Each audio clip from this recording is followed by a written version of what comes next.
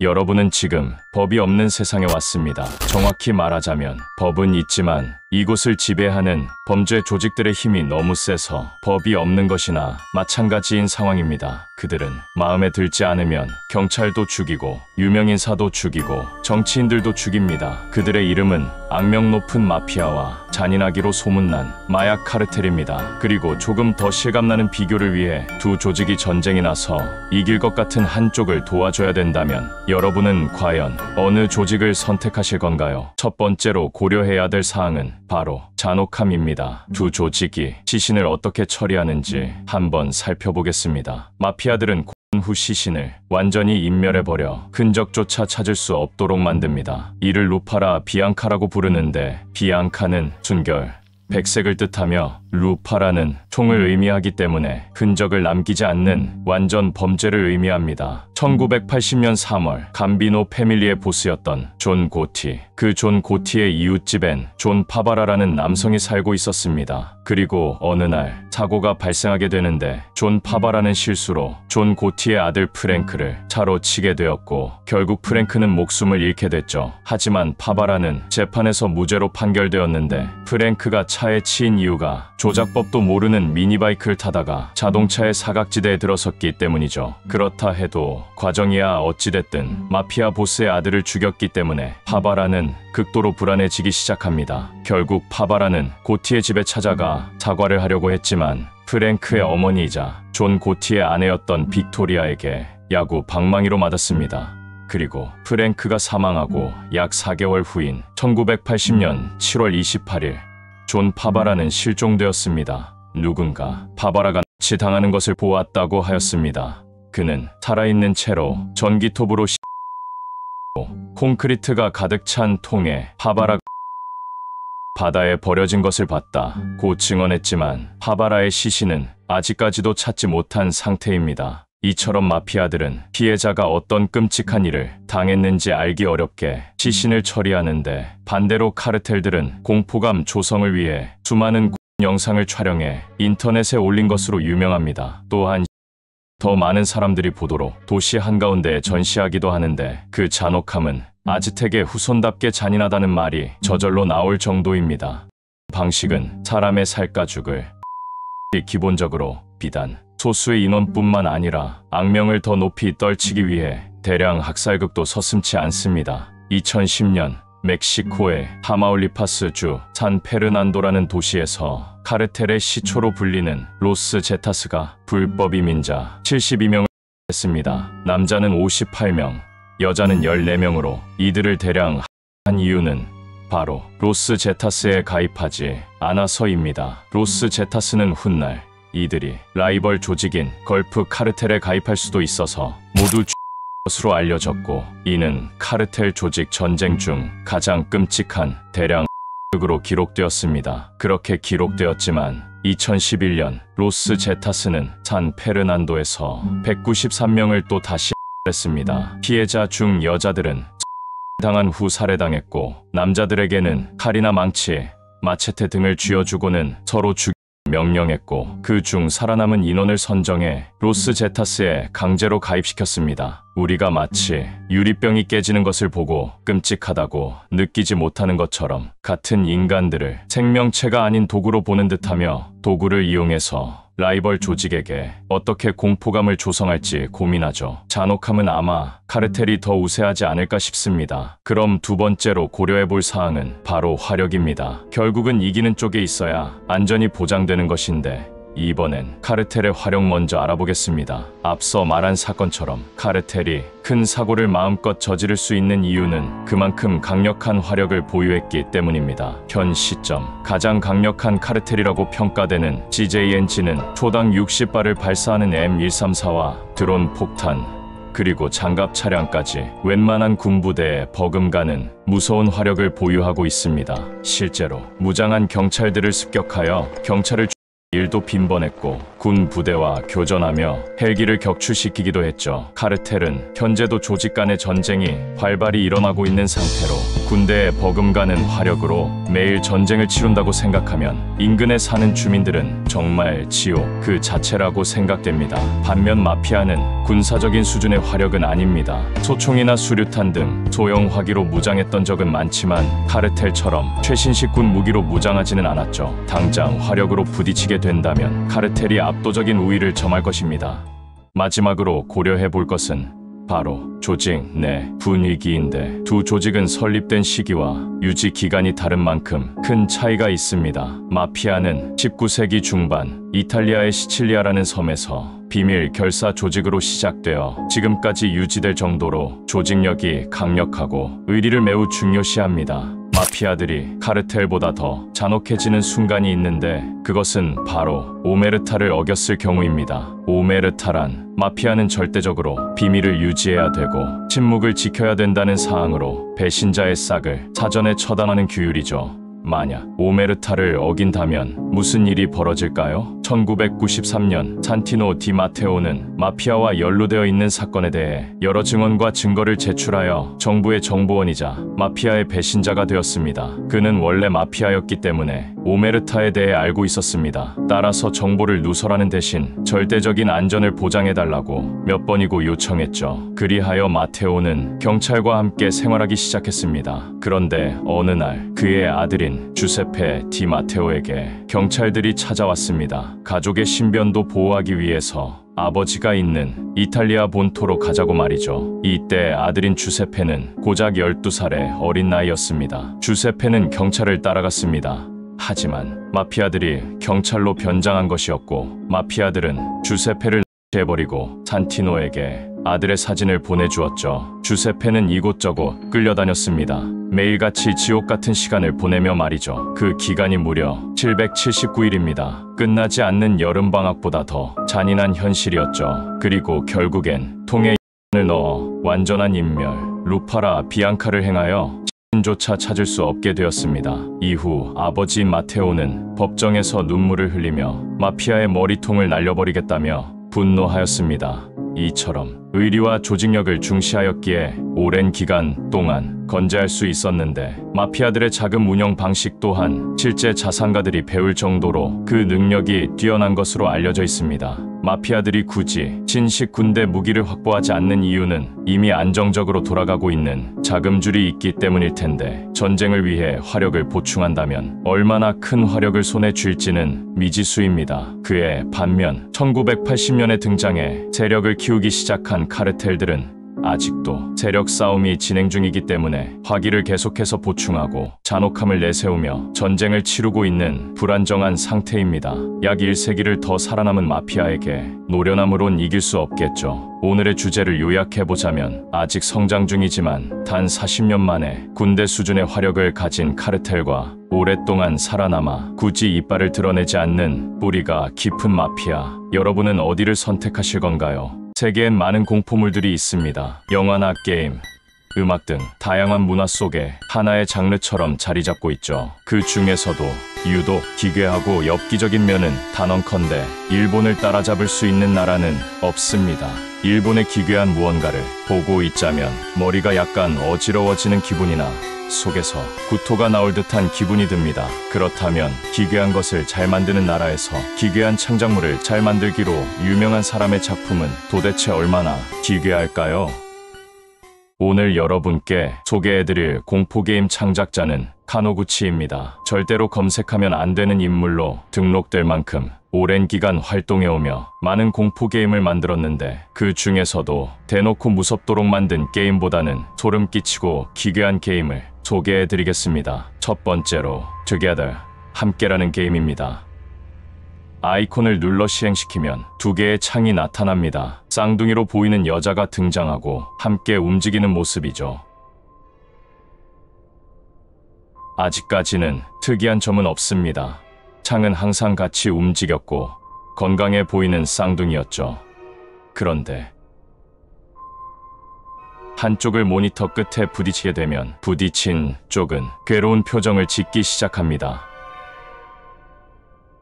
이내 울상이 되어가더니 일그러진 듯한 모습, 그리고 일그러진 쪽을 종료하면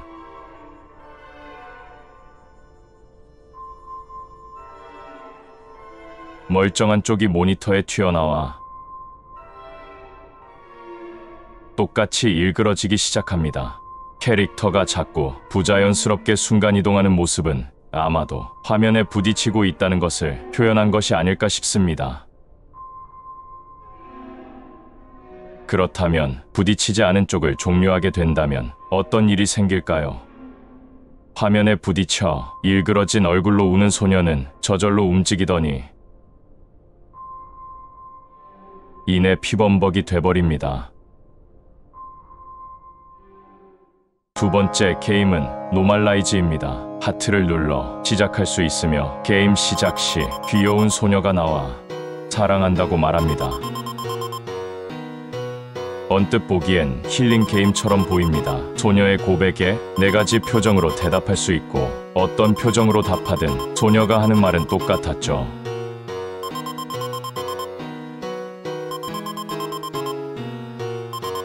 하지만 소녀의 감정을 막 써버린다면 무슨 일이 벌어질까요? 화면이 갑자기 어두워지고 아무것도 보이지 않습니다.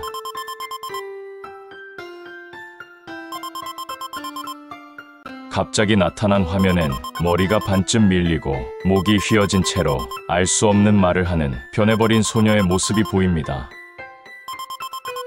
소녀에게 대답할수록 글자는 더욱 기괴해지는데 어디를 보고 있는지 모를 기괴한 눈빛이 더욱 소름 돋게 만드네요.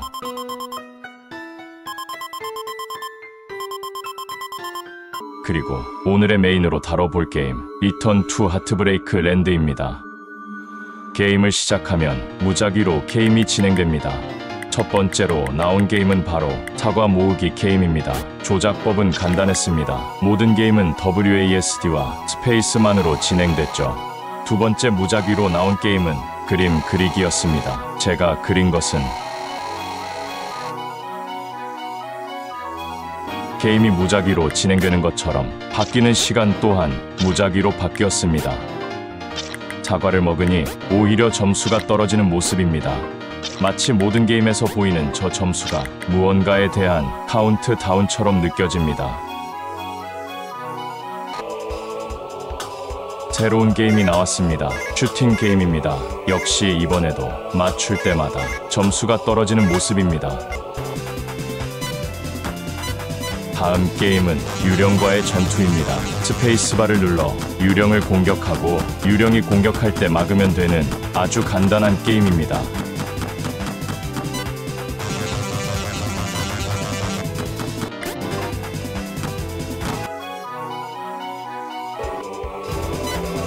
한 가지 이상한 점이 생겼습니다. 여러분들도 느끼셨겠지만 진행할수록 게임이 바뀌는 속도가 점점 빨라진다는 것이었죠.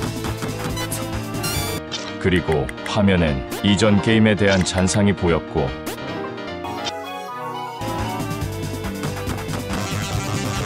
반복되는 게임, 그리고 화면이 점점 더러워지는 탓에 플레이어의 불쾌감이 커지기 시작하죠.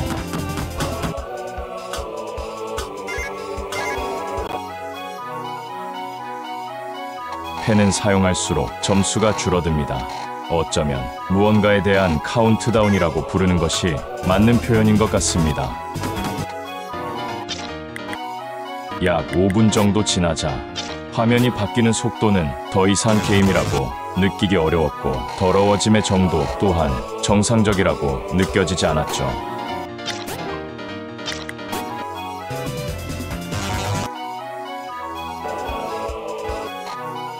이때부터 약간 어지러워지기 시작했습니다. 현실에서 말이죠. 지금 자칭 게임인 척하는 이 무언가를 보고 있는 여러분들도 저와 같은 그런 느낌을 받고 계실 수도 있겠죠. 그리고 그 무언가가 모습을 보여주기 시작합니다.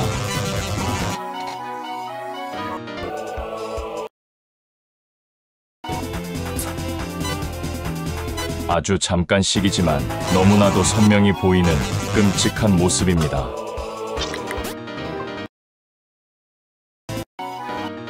사람의 얼굴과 비슷한 형태를 띠고 있긴 하지만 새빨간 모습에다가 많이 뒤틀려져 보이는데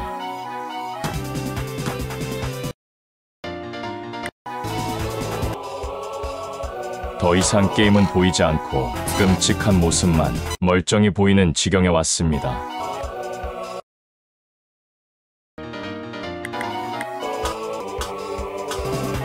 이제 화면은 형태조차 남아있지 않았고 괴물은 점점 가까워지더니 완전히 제 앞에 와버렸죠. 그리고 모스부호처럼 들리는 불쾌한 소음과 동시에 사람의 눈알이 화면을 채우기 시작했고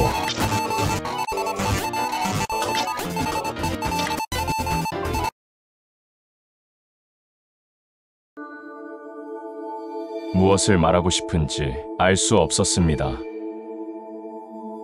이젠 게임조차 괴물이 삼켜버린 모습이고 어떤 짓을 하든 똑같은 화면만 반복되었죠. 너무나도 어지러운 탓에 정신은 점점 더 희미해졌지만 뺨을 때려서라도 의식을 잃으면 안 됩니다. 플레이어인 저 또는 여러분이 괴물에게 먹힌다면 마치 지금 보고 있는 게임처럼 영원히 불쾌한 소음 속에서 흉측한 반복에 갇힐 수도 있습니다. 여러분은 EJ라는 사자성어를 들어보셨나요? 오랑캐를 오랑캐로 물리친다는 뜻으로 보통 악당이라고 여겨지는 인물 혹은 집단이 또 다른 악당을 처치할 때 사용하는 말입니다. 그리고 오늘의 절대로 검색하면 안 되는 단어 멕시코 핏불에서 등장하는 두 악당은 멕시코 카르텔 갱단과 성범죄자 한 명입니다. 멕시코 갱단이 성범죄자를 붙잡아서 핏불의 먹이로 준다는 내용인데 그렇다면 왜 잔혹하기로 소문난 카르텔 갱단들이 성범죄자를 처단하는 어떻게 보면 의적 같아 보이는 이러한 행동을 했을까요?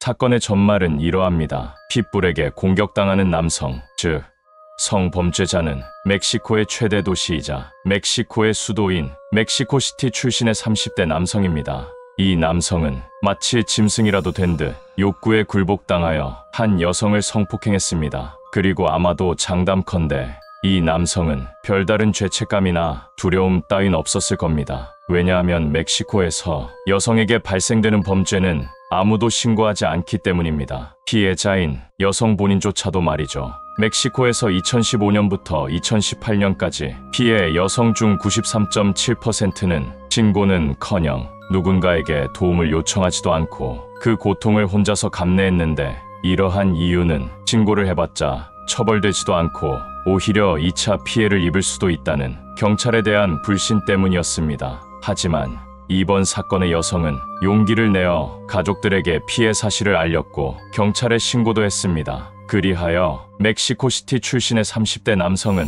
경찰에 기소되었는데 이때까지도 이 남성은 큰 처벌은 받지 않을 것이라고 생각했을 것이며 이 생각은 성폭행 피해자인 여성의 아버지도 똑같이 생각했을 겁니다. 여성의 아버지가 고민 끝에 찾아간 곳은 바로 멕시코 카르텔 갱단인데 당연히 멕시코시티의 남성을 보복해주는 대가로 타당한 보수를 준비해 갔습니다. 하지만 얼마나 두려웠을까요? 말 한마디라도 잘못했다간 오히려 본인이 험한 꼴을 당한다는 것은 멕시코에 살고 있는 그녀의 아버지가 제일 잘 알고 있었을 겁니다. 그럼에도 불구하고 갱단을 찾아갔다는 것은 그만큼 화가 나고 억울했다는 뜻이겠죠. 갱단은 그녀의 아버지가 한 제안을 받아들였습니다. 그게 돈 때문인지 성폭행범이 괘씸해서인지는 알 수 없었지만 갱단들의 힘이 강력한 지역에선 돈만 잘 상납하고 말만 잘 듣는다면 갱단들에게 보호를 받는 경우도 많으니 그런 경우일 수도 있겠죠. 그렇게 갱단들은 경찰이 무언가 조치를 취하기도 전에 남성을 납치해버렸고 짧은 시간이지만 남성에게는 10년보다 더 긴 시간처럼 느껴질 지옥 같은 시간을 보내게 됩니다. 그리고 남성이 보냈던 공포스러운 시간을 단 33초로 모든 것을 알 수 있게 해주는 멕시코 핏불이라는 절검단 위험도 5위 영상으로 남게 되죠. 그 짧은 33초의 내용은 이러합니다. 영상이 시작되면 갱단 5명이 성폭행범 1명을 둘러싸고 있었죠. 남성이 보낸 힘든 시간을 알려주는 듯 남성의 신체의 일부는 이미 소실되어 없어진 상태였습니다. 그리고 핏불 2마리가 있었고 무언가를 먹고 있습니다. 그리고 핏불이 무언가를 다 먹고 갱단들은 그제서야 핏불을 말려줍니다. 이 영상을 본 사람들은 대부분 2가지 반응을 보였는데 첫 번째는 너무 잔인하고 무섭다. 두 번째는 더러운 것을 먹은 핏불이 너무 불쌍하다 였습니다. 그리고 남성의 생사 유무는 알 수 없었는데 다만 한 가지 알 수 있던 것은 차라리 재판을 받고 무기징역을 선고받는 것이 나을 정도로 무척 끔찍한 영상이었고, 이 영상을 보자마자 한국에서도 떠오르는 사람이 한 명 있는데 여러분들도 같은 생각이실까요? 2011년 4월 4일 누군가 레딧에 사람이 납치당하는 것을 목격했다고 글을 올렸습니다. 글의 자세한 내용은 이러했습니다. 제발 도와주세요. 전 지난 42시간 동안 몇 명의 사람들이 한 장소에 납치되는 것을 보았습니다. 그들의 비명소리가 아직도 들립니다. 경찰에 신고도 해보았지만 어떤 이유 때문인지 제대로 조사해주지 않았습니다. 진실을 밝히기 위해 저를 도와주실 분이 필요합니다. 전 사람들이 납치당한 집의 위치도 제대로 알고 있습니다. 프랑스 낭시 54,000 루이트 그랑장 8번지입니다. 정확한 주소까지 알려주며 읽기만 해도 어딘가 소름 끼치는 글이었지만 외국 먼 곳의 이야기였고, 글을 작성한 지 몇 년이 지났기에 잘 해결되었을 것이라고 믿고 이 글에 대해 읽기로 하였습니다. 하지만 몇 달 후에 이번엔 포첸이라는 사이트에 이상한 의문점이 제기됩니다. 구글 맵을 사용하던 중 구글이 특정한 주소에 대해 무언가를 숨기려 한다는 글이었죠. 그 글의 작성자는 지금 당장 구글 맵을 켜고 프랑스 낭시 54,000 루이트 그랑장 8번지를 검색해보라고 했습니다. 일부 사람들은 끔찍한 무언가가 모자이크 되어 있었다고 했고, 아마도 성인 인증이 되어 있는 계정은 그 끔찍한 무언가를 있는 그대로 볼 수 있다고 했죠. 진실이 무엇인지 궁금하여 사람들의 댓글을 시간 순서로 살펴보니 처음에는 일체의 검열 없이 온전히 볼 수 있었지만 사람들 사이에서 말이 나오기 시작하자 해당 부분만 모자이크 처리를 해두었다가 결국엔 그 주변 자체를 모두 검열하여 볼 수 없도록 만들었죠. 그래서 직접 검색해보았습니다. 누구든 자유롭게 이용할 수 있는 구글 맵에 접속해 사람들이 납치되었다는 그 주소 그대로 입력해보았습니다. 검색 시 사람들이 기존에 캡처해 두었던 그 생명체의 사진이 보였고, 로드뷰로 해당 거리를 보니 집 자체가 검열되어 있어 현재는 볼 수 없었죠. 왜 이렇게 많은 사람들이 괴물 사진을 봤다고 주장하는지, 그리고 구글은 왜 해당 집을 통째로 검열 처리해 두었는지는 여전히 미스터리한 상태입니다. 만약 직접 검색해보고 싶으신 분들은 구글 맵에 접속하여 위 주소를 입력하면 확인할 수 있습니다. 여러분들은 B급 공포영화를 좋아하시나요? B급 공포영화란 저예산으로 만들어진 영화를 뜻하며 연출이 어색할 정도로 과장되어 몰입감이 깨질 때도 있고, 때론 맥락에 맞지 않는 B급 영화만의 유머를 구사하여 보고 있는 사람들의 실소를 터뜨리게 하는 전체적으로 특유의 분위기를 가지고 있는 영화들입니다. 하지만 어딘가 어설퍼 보이면서 그 특유의 분위기와 잔인함 때문에 B급 공포 영화만을 찾는 매니아층들도 상당히 많이 존재하죠. 그리고 비교적으로 제작이 쉽다 보니 실제 사건들을 보고 영감이 떠올라 제작하는 경우도 많은데, 오늘은 실제로 발생됐지만 이야기만 들어보면 B급 공포영화 같은 무섭지만 웃긴 이야기 탑 3를 들려드리겠습니다. 첫 번째, 트위터로 10억을 절도하는 방법. 일본에서 발생한 도난 사건입니다. 토레카라는 닉네임을 사용하는 한 일본인 트위터 유저가 있었는데, 여기서 토레카란 트레이딩 카드를 의미합니다. 그는 주로 유희왕 카드를 모았는데 그의 전시대를 살펴보면 한 장에 대략 30-40만원 정도 하는 카드들이 수백 장이 보관되어 있었고, 그 옆엔 명품 시계와 명품 가방, 그리고 엄청난 양의 만엔짜리 지폐 다발과 고가의 피규어들과 보석 등 일반인은 구경하기도 힘든 진귀한 물건들이 나열되어 있었습니다. 그렇게 트위터로 간간히 소식을 전하던 그는 어느 날 외출을 하고 나서 집에 도착했는데 문을 열려고 하니 발 밑에 개구리가 있었습니다. 그는 발견하자마자 사진을 찍고 그 즉시 트위터에 올렸습니다.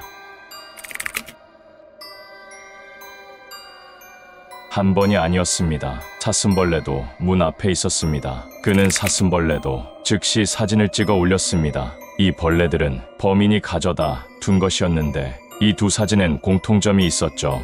바로 집 주인이 외출 후 집에 돌아올 때 발견했고, 발견 즉시 사진을 찍어 올렸다는 점이죠. 범인은 토레카가 트위터에 사진을 올린 시간을 보고 집이 비어있는 시간을 알아냈고, 토레카의 집에 들어가 개구리 사진을 올린 시간이 되기 전에, 즉 토레카가 집에 도착하기 전에 컬렉션들을 몽땅 털어갔습니다. 토레카는 피해 사진과 함께 이런 글을 올립니다. 빈집 털이 사건, 총 피해 1억엔 이상, 가지고 있는 건 모두 도난당했습니다. 솔직히 죽고 싶어요. 앞으로 살아갈 자신이 없습니다. 범인이 내가 죽은 뉴스를 보고 반성했으면 좋겠습니다. 그 말을 마지막으로 토레카는 트위터 계정을 삭제해버립니다. 만약 이야기가 여기서 끝이 난다면 건전한 취미 생활을 하던 어떤 한 사람이 범죄의 피해자가 되어 극단적인 선택을 한 무서운 이야기겠지만 얼마 지나지 않아 중고 거래 사이트에 도난당한 고가의 물건들과 완벽히 똑같은 물건들을 판매한다는 판매자가 나타났습니다. 많은 사람들이 토레카의 물건임을 직감했고 본인 명의로 만든 계정으로 판매글을 올린 범인은 곧바로 체포되고 마는데 치밀하고 소름 끼치는 계획을 구상하고 멍청한 행동을 하여 스스로 자백하는 꼴이 되어버렸습니다. 도난당한 트위터를 하던 남자는 물건을 되찾고 얼마나 기뻤을까요? 인생은 멀리서 보면 희극이라는 말을 떠올리게 하는 그런 무섭고 웃긴 사건이었습니다. 두 번째, 추락하는 삶을 있는 그대로 보여준 유튜버. 이번에도 일본에서 발생한 일입니다. 이 유튜버는 내 방에 숨어서라는 채널을 운영하며 구독자는 무려 11만 명입니다. 일본에 거주하고 있지만 백인 느낌의 너드남을 연상시키는데 거기에다 소통을 모두 영어로 하니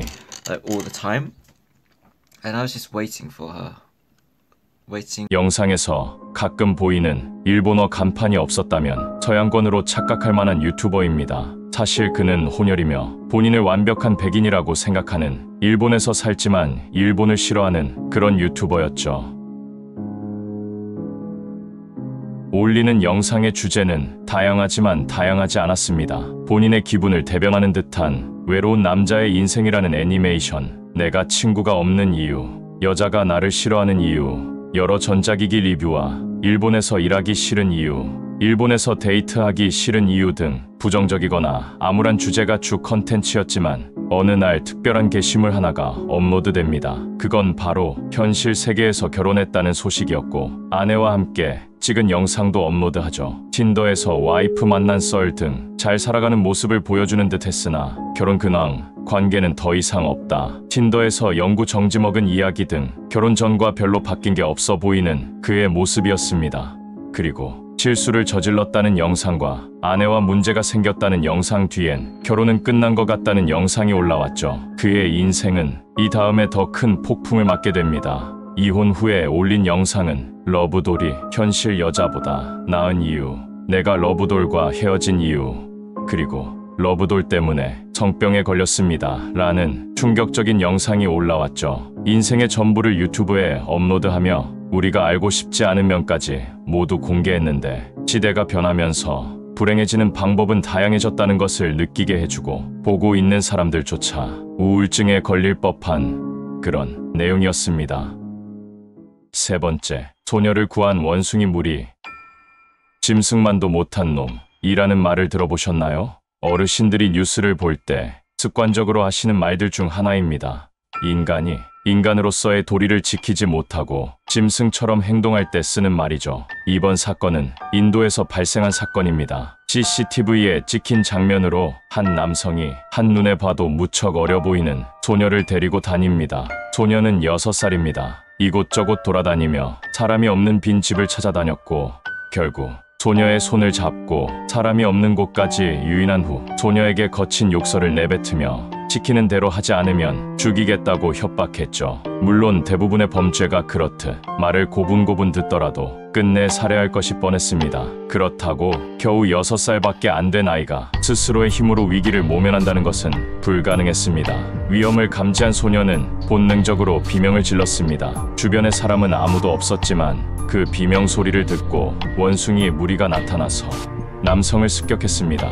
남성은 원숭이의 공격을 받고 끝내 도망쳤고 소녀는 무사히 가족의 품으로 돌아갈 수 있었죠. 충격적인 점은 2024년 9월 19일에 발생한 일이고 대낮에 이런 짓을 가벼운 마음으로 저질렀다는 것인데 인도에 관련된 기사는 충격적인 사건이 참 많은 듯합니다. 그리고 그 중에서도 흔치 않은 해피엔딩으로 끝난 사건으로 원숭이가 소녀의 비명을 듣고 달려와서 도와줬다는 무섭고 신기하지만 웃긴 어려운 그런 사건이었습니다. 범인은 하루 빨리 잡혀 강력한 처벌을 받길 바라며 정말 영물이 아닐까라는 생각이 드는 원숭이 무리들은 찾기 어렵겠지만 평생 인도에서 바나나를 제공해 주었으면 좋겠네요. 여러분들도 요즘 같은 세상에 남을 도와주라고 말하기는 어렵지만 그래도 불의를 보면 한 번은 고민하는 사람이 되셨으면 좋겠습니다.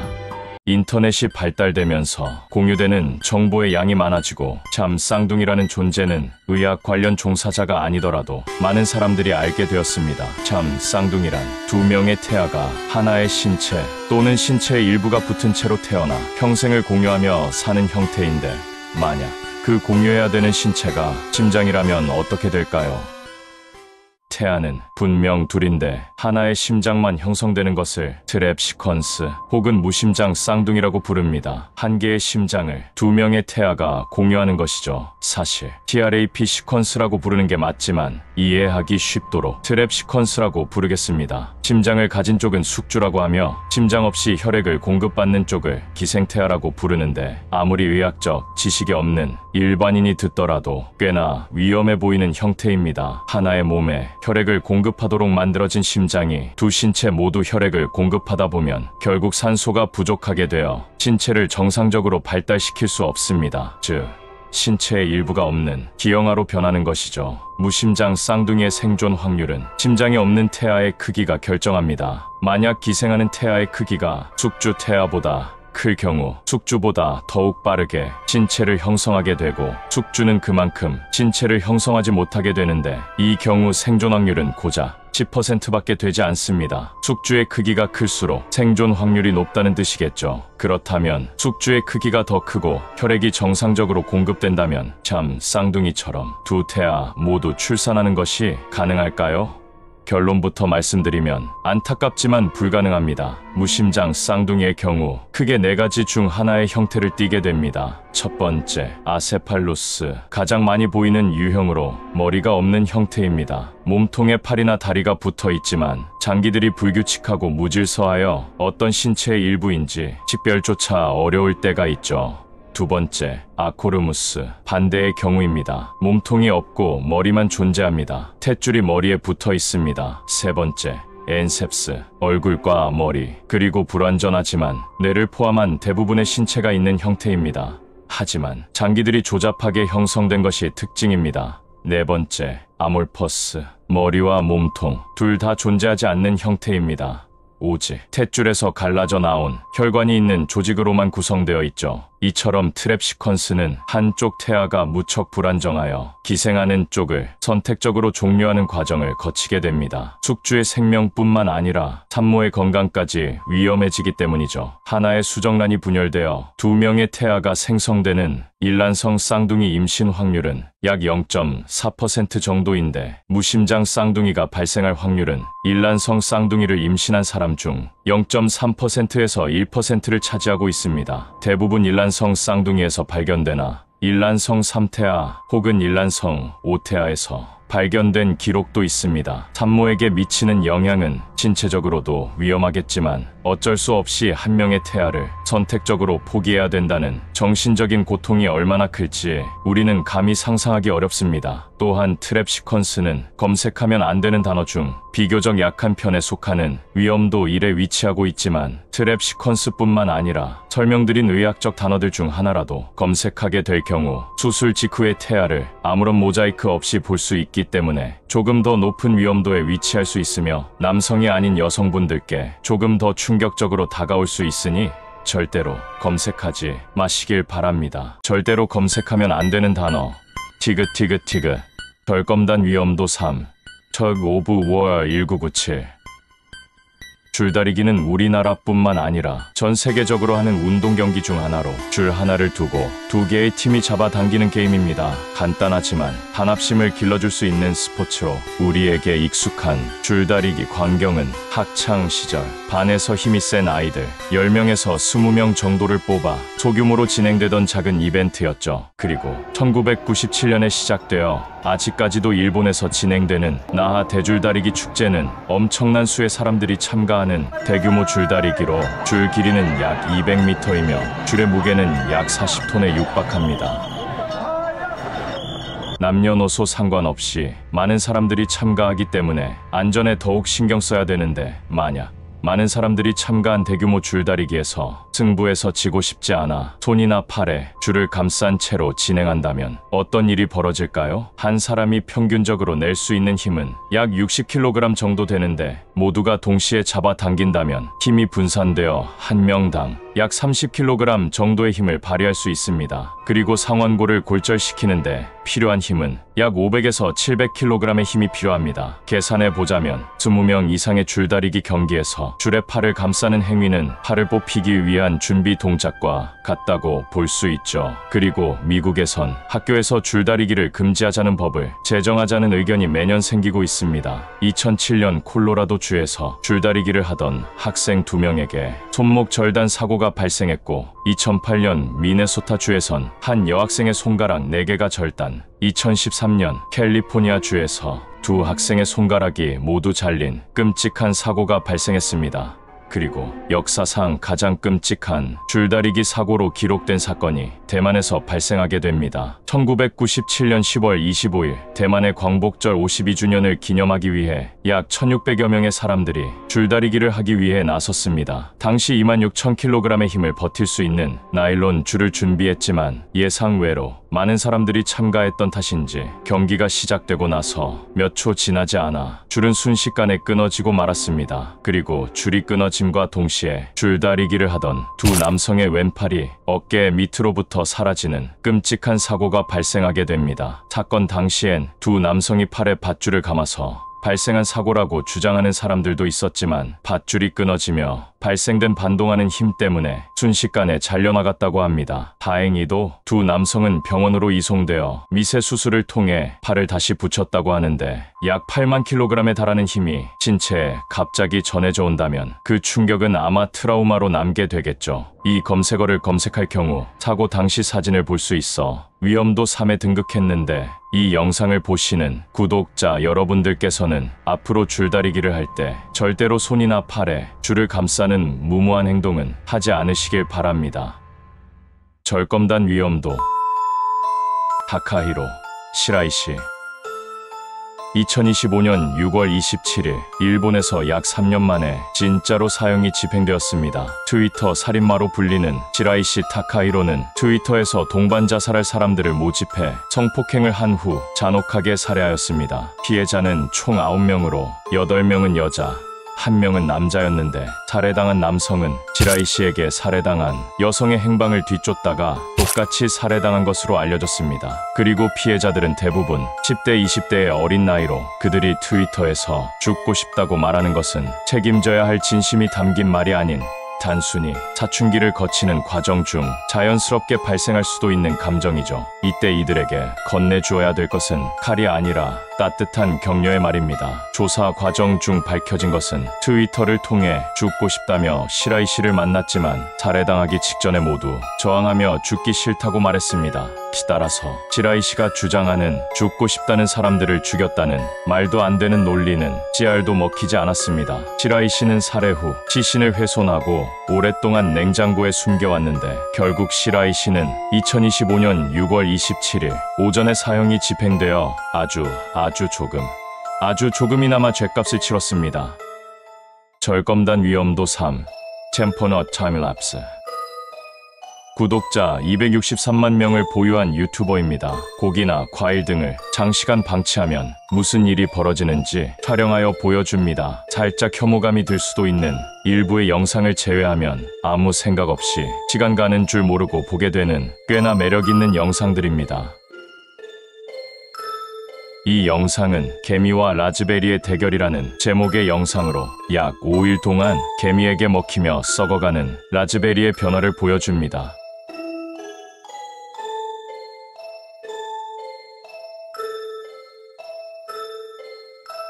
가까이서 무언가를 먹는 개미를 보니 참 귀엽게 생겼습니다. 지금 보시는 시점이 약 30시간 경과 후, 즉 하루하고도 6시간 정도 지난 시점입니다. 겉면은 더 이상 반들거리지 않고 반쯤 파먹힌 모습이죠.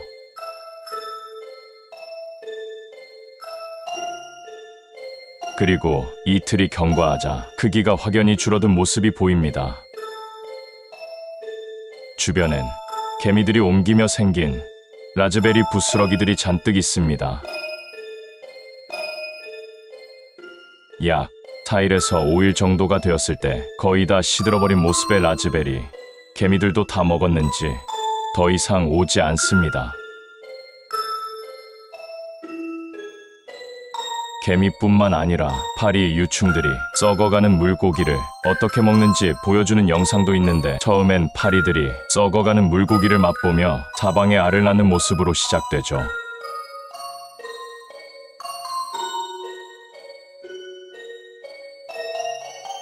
(3일) 정도가 지나자 점점 부패하는 물고기의 모습이 보입니다. 눈과 껍데기가 말라가며 썩은 내장들이 나오기 시작합니다. 그리고 썩은 구멍들 사이로 파리 유충들이 움직이며 물고기 속을 파먹는 모습이 관찰됩니다. 비위가 약한 사람들은 조금 보기 어려울 수도 있는 그런 영상입니다. 그리고 가끔 야외에서 음식물을 먹을 때 파리가 붙어 있던 적이 생각나는데, 파리가 지나간 곳은 파리가 오염시킨 후 구더기까지 낳고 가니 여러분들도 주의하시길 바랍니다. 절대로 검색하면 안 되는 단어 PPP. 덜검단 위험도 4. 파푸아뉴기니의 아기.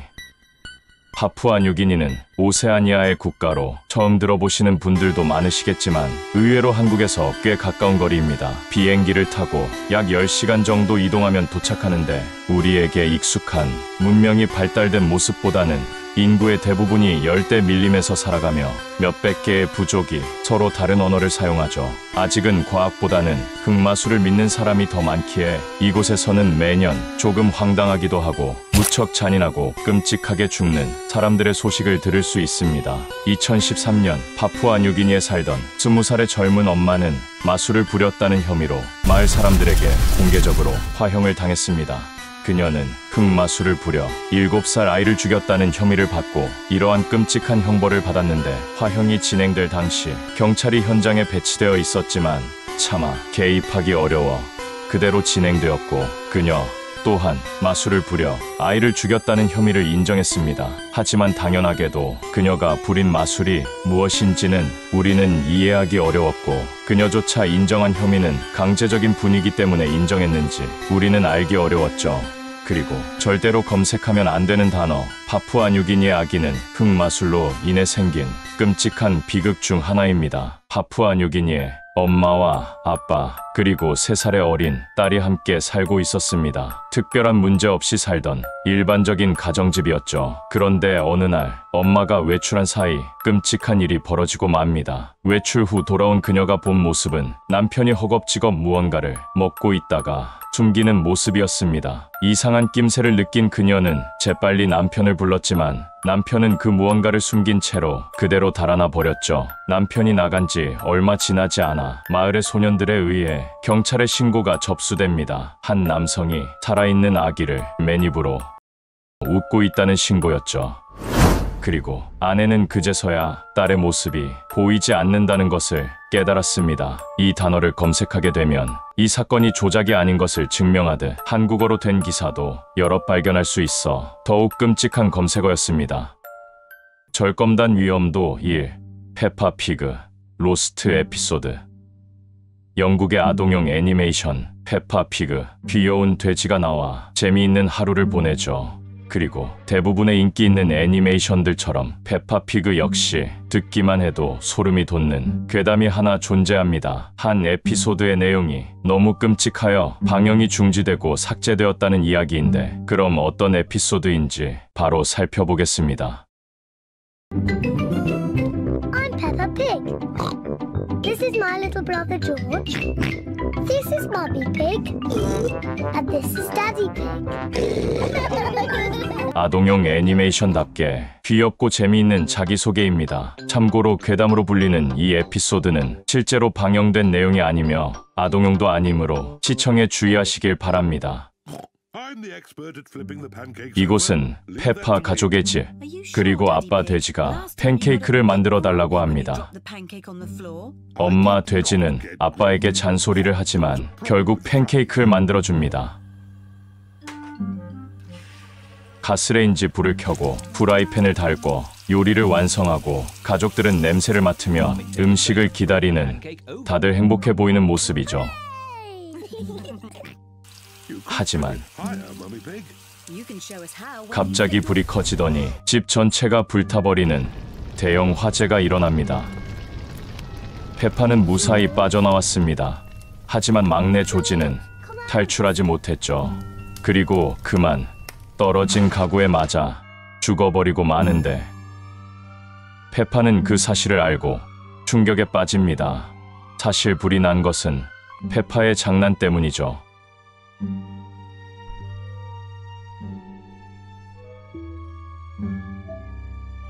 조지의 무덤에서 깊은 생각에 빠지게 됩니다. 큰 죄책감과 슬픔을 느끼고 있는 듯한 표정입니다. 마침내 상태가 이상해져 버린 페파의 모습입니다.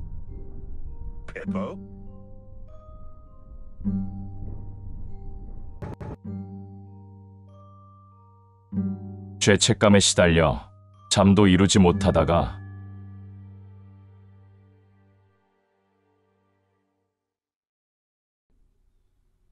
머리를 박으며 자책하기 시작하죠.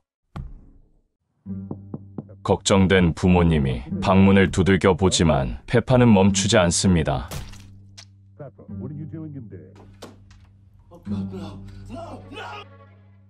결국 기절해서 병원까지 오게 된 페파. 희미한 의식 속에서 부모님과 의사 선생님이 대화를 나누는 모습이 보입니다. 그리고 무의식 속에서 동생을 마주하게 되죠. 귀여운 그림체 위에 공포스러운 내용만 추가한다면 그 소름 끼치는 감정은 2배로 증폭되는 것 같습니다. 아동용 애니메이션에 유독 많은 크리피파스타가 존재하는 이유 중 하나겠죠. 만약 사람들이 지어낸 이 로스트 에피소드를 아무것도 모르고 본다면 아이들은 물론 어른들조차 충격에 빠질 수도 있는 그런 내용이지만 조지는 현재 활기찬 모습을 보여주며 애니메이션에 등장하기 때문에 그 사실만 알고 있다면 가볍게 공포감을 즐길 수 있는 그런 검색어였습니다. 절대로 검색하면 안 되는 단어. 히히히. 별검단 위험도 이 할로윈 칠드런. 매년 10월 31일마다 돌아오는 전 세계적인 공포 대축제 할로윈데이. 각자 스타일에 맞는 공포스럽고 개성 넘치는 복장을 착용하여 본인의 매력을 한껏 뽐낼 수도 있는 날입니다. 그런데 비욘 그리스바흐라는 한 외국인은 복장을 착용하는 것이 아닌 독특한 방식으로 할로윈을 보내는데 그가 할로윈을 기념하는 방법은 바로 그림을 그리는 것입니다. 작품명은 할로윈 칠드런, 할로윈데이의 아이들을 표현한 것이죠. 그럼 어떤 그림인지 바로 공개해 보겠습니다. 할로윈 칠드런은 연필로 그려진 수십 장의 섬뜩한 아이들 그림입니다. 우리는 보통 다른 사람의 표정을 볼 때 눈빛을 바라보게 됩니다. 하지만 할로윈 칠드런이라는 작품은 입은 해맑다 못해 섬뜩할 정도로 크게 웃고 있지만 눈은 무표정을 넘어서서 아예 지워버렸으니 섬뜩한 느낌이 한층 더 강하게 느껴집니다. 이것이 바로 그림을 그리는 작가가 보내는 할로윈데이라고 볼 수 있는데 사실 할로윈의 스펠링은 HALLOW지만 이 작품의 이름은 구멍 또는 공허를 뜻하는 헐로우로 할로윈데이와 구멍으로 말장난을 친 것이죠. 비욘 그리스바흐는 비단 할로윈 칠드런뿐만 아니라 보는 사람들에게 강렬한 인상을 남기는, 누군가에겐 무서울 수도 있는 그런 그림들을 그리곤 했습니다. 왠지 인스타그램 감성과 어울리는, 혼자 보기엔 아까운 좋은 그림들이라고 생각이 듭니다. 절검단 위험도 3. Hollow Visions.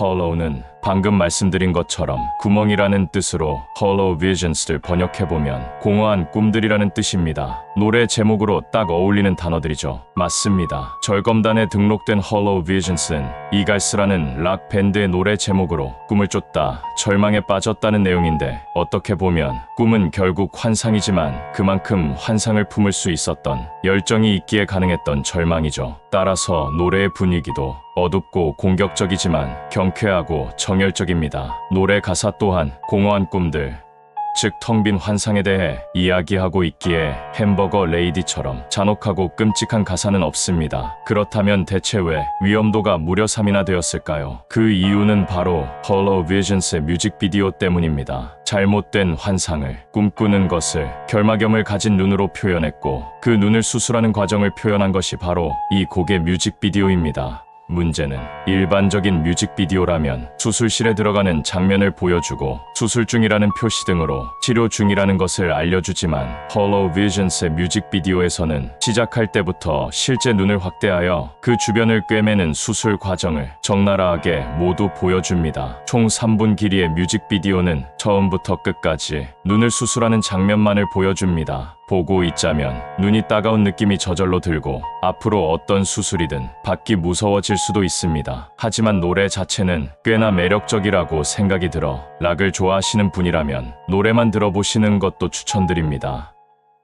절검단 위험도 1. Hand Thing. 한때 딥웹에서 발견되었다고 알려지며 큰 유명세를 탄 동영상입니다. 불쾌한 인간 모습을 하고선 정신없는 배경음악 속에서 손장난에 대해 대화하는 내용인데 무엇을 전달하고 싶은지 도무지 알 수 없어 많은 사람들이 소름 끼쳐 했습니다. 그럼 어떤 영상인지 바로 재생해 보겠습니다.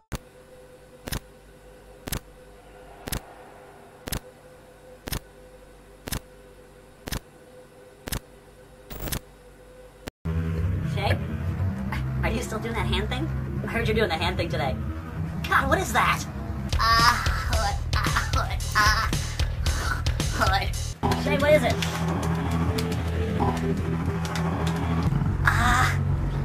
Hood. You've been doing this for 24/7. Steve, you've been doing the hand thing all day? I heard you were. Jordan told me you had been doing it on a sleeping bag earlier.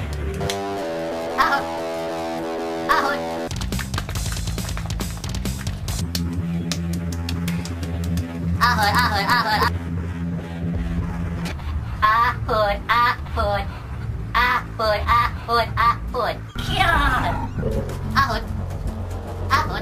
Shay, I can't stop doing the thing. What is it?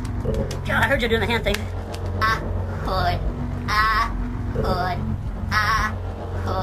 Shay, my hands are hurting, Shay.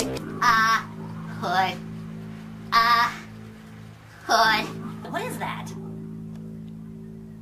God, what is it?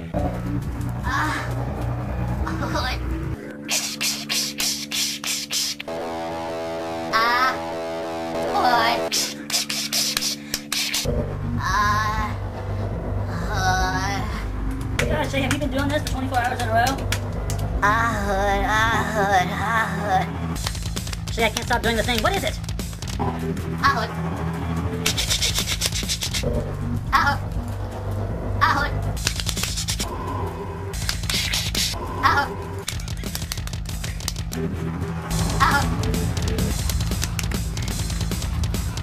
영상은 어떤 사람이 셰이라는 인물에게 찾아와 손장난을 하고 있냐고 물어보았고 셰이라는 인물은 대답 대신 요상한 손동작과 이상한 소리를 냈습니다. 보면 볼수록 무언가 불쾌하고 거부감이 느껴지는데 영상 속 등장하는 셰이의 풀네임은 제이 세인트 존으로 에릭 푸르니에가 만든 일종의 가상의 인물입니다. 영화나 드라마 속 인물처럼 말이죠.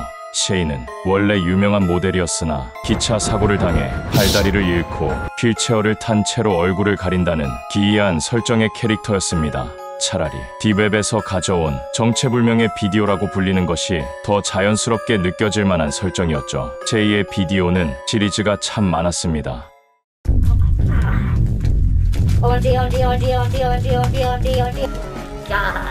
OMG. God. OMG. OMG.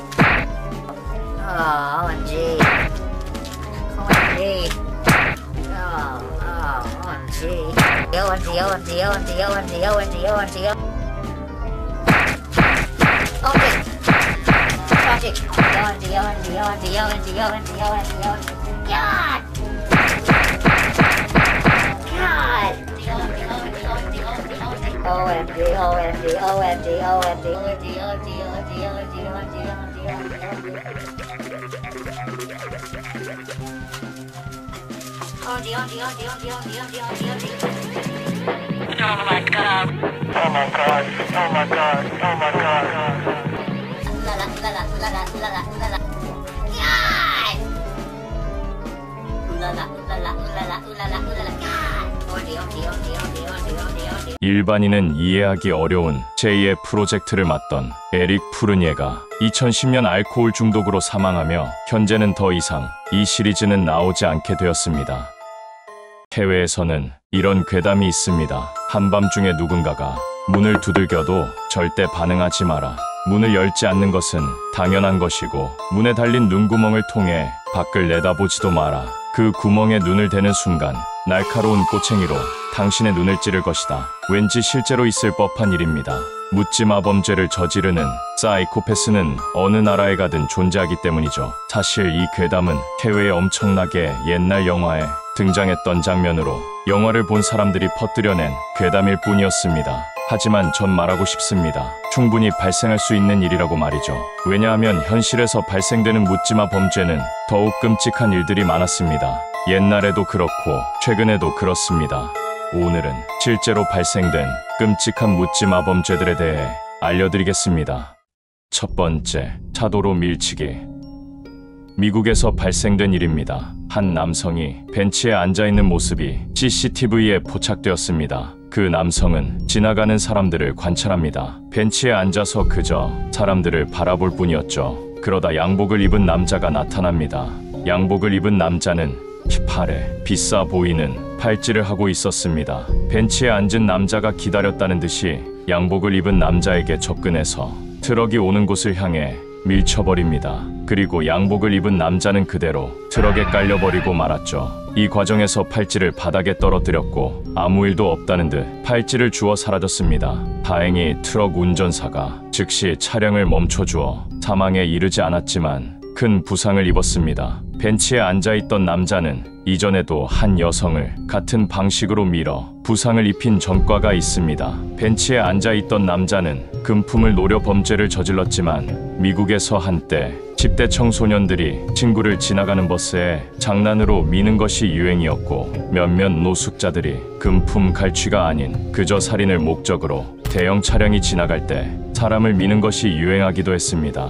그래서 당시 쇼츠 중에서는 누군가 등 뒤에서 밀었을 때 최대한 밀리지 않는 자세를 알려주는 동영상이 많이 업로드되기도 했죠. 한국에서도 충분히 가능한 범죄지만 외국처럼 밀치기가 유행하지 않는 것을 보니 그래도 역시 한국이 치안은 좋다고 생각이 듭니다. 두 번째, 서브웨이 푸싱. 똑같은 밀치기류 범죄입니다. 미국 지하철은 스크린 도어가 없습니다. 그래서 출근할 때 다들 벽에 딱 붙어서 한눈을 팔지 않죠. 뉴욕의 골칫거리 중 하나로 2024년에 발생한 사건 중 지하철을 기다리던 남성을 일면식도 없는 사람이 밀치며 사망한 사건이 발생되었고 동일한 사건이 또다시 발생되다 보니 목숨을 위협받으며 지하철을 기다려야 되는 상황입니다. 블룸버그의 보도에 따르면 미국에서 발생된 지하철 중범죄는 573건으로 이 외에도 극심한 우울증으로 지하철에서 극단적인 선택을 하는 사람들까지 합하면 피로 물든 지옥철이 완성됩니다. 한국도 옛날엔 스크린도어가 없던 시절이 있었습니다. 영화 엽기적인 그녀를 보면 한국에서도 지하철이 얼마나 위험했는지 알 수 있습니다. 세 번째, 백화점 소파 투척. 그저 장난으로 SNS에 업로드하기 위해 백화점 3층에서 무거운 소파를 들어 1층에 던진 사건입니다. 그리고 이 영상을 실제로 SNS에 올렸고 당연히 경찰에 신고당하여 법적 절차를 진행 중이라고 합니다. 다행히 사람이 맞지는 않았지만 영상에서 소파를 힘겹게 들어올리는 모습과 소파가 떨어졌을 때 울려 퍼지는 소리를 감안하면 만약 저 소파가 행인에게 적중했을 경우 죽을 수도 있던 문제였죠. 소파를 던지고는 에스컬레이터로 뛰어 도망치면서 장난스러운 말투로 내가 한 행동이 믿기지 않는다고 하는데 사건의 심각성을 모르고 목숨을 가볍게 생각하는 소년들의 행동을 보면 소름이 끼칩니다. 사실 한국에서도 SNS에 올리기 위해 남에게 피해를 주는 사례가 많아졌는데 정도가 심해지면 언젠간 장난식으로 사람을 죽이는 동영상이 유행할까봐 두려워집니다. 네 번째, 홍콩 쇼핑몰 묻지마 살인사건. 묻지마 범죄 중 제일 극단적인 사건이고 제일 유명할 정도로 끔찍한 사건입니다. 사고가 발생된 CCTV 영상이 인터넷에 확산되면서 해당 동영상을 본 사람들은 외출하기가 두렵다고 하였는데 신림에서 일어난 묻지마 칼부림 사건의 가해자인 조선은 범죄를 계획하면서 해당 동영상을 여러 번 시청한 흔적이 있었죠. 영상은 정말 끔찍했습니다. 2023년 6월 2일 홍콩의 쇼핑몰 3층 범인은 플라자 할리우드 2층에서 12인치의 칼을 구매하여 그대로 3층으로 올라갔습니다. 그리고 일면식도 없는 지나가던 여성을 칼로 공격하기 시작합니다. 아무 이유도 없이 말이죠. 애당초 칼을 구매한 시점부터 이유 없이 범죄를 저지를 생각을 가지고 있던 것을 알 수 있습니다. 여성은 놀라서 도망쳤고 주변에 있던 사람들은 범인을 말리려고 했지만 집요하게 따라가서 해당 여성만 공격하는 모습을 보였죠. 모자이크 없는 영상을 보면 한 여성만 집요하게 공격하는 모습이 아는 사이일까 싶을 정도인데 여성이 사망 후에 조사 과정에서 알려졌지만 두 사람은 정말 일도 접점이 없는 상태였죠. 무방비의 여성을 칼로 습격하는 모습은 정말 끔찍하게 잔인했습니다. 그리고 영상 속에는 공격당하는 여성과 같이 다니던 여성이 있는데 그 둘은 레즈비언 커플로 알려졌고 커플 양쪽 모두 어려운 가정 환경에서 자라 서로의 아픔을 진정으로 이해해주는 소울메이트였다고 합니다. 그런 연인이 눈앞에서 칼부림을 당하면 상대가 칼을 가지고 있다고 해도 맨손으로 막을 용기가 생기겠죠. 영상을 보면 처음 공격당하는 연인을 위해 범인을 밀쳐내려고 하지만 칼을 든 범인을 말리긴 쉽지 않았고 집요한 공격 끝에 첫 번째 피해자가 죽고 나서 곧바로 두 번째 타겟이 되었고 똑같이 여러 번 공격당하며 병원으로 이송 중 사망했습니다. 피해자인 커플의 나이는 각각 22세와 26세의 어린 나이로 고된 시절을 버티며 진정한 사랑을 만나 인생의 꽃이 피기 시작할 때인데 묻지마 칼부림을 당하는 모습을 보면 신은 존재하지 않는 것 같습니다. 범인은 10년 전부터 백수 생활을 해왔고 집에서 줄곧 게임만 하던 일명 히키코모리였습니다. 사건 발생 약 3년 전엔 가족도 공격하는 이상 행동이 본격적으로 시작되어 조현병을 진단받았다고 하는데 밝혀지진 않았지만 집안에서 7년 동안 게임만 하던 아들이 걱정되어 잔소리를 했다고 공격했을 것 같지만 이것은 단순히 제 추측입니다. 이후 3개월마다 꾸준히 병원에 다녔다고 하는데 이럴 때만큼은 홍콩 범죄 조직이든 카르텔이든 어떤 악당이라도 좋으니 범인의 남은 인생을 죽지도 못하는 몸으로 만들어 평생 고문해 주었으면 하는 마음이 생깁니다. 여기까지 해외에서 일어난 묻지마 범죄에 대해 알려드렸는데 누군가에게 원한을 사서 끔찍한 최후를 맞는 일보다 아무 이유 없이 당하는 묻지마 범죄는 시간과 장소를 예측할 수 없기에 더욱 무섭게 느껴집니다. 역시 이불 밖은 위험합니다.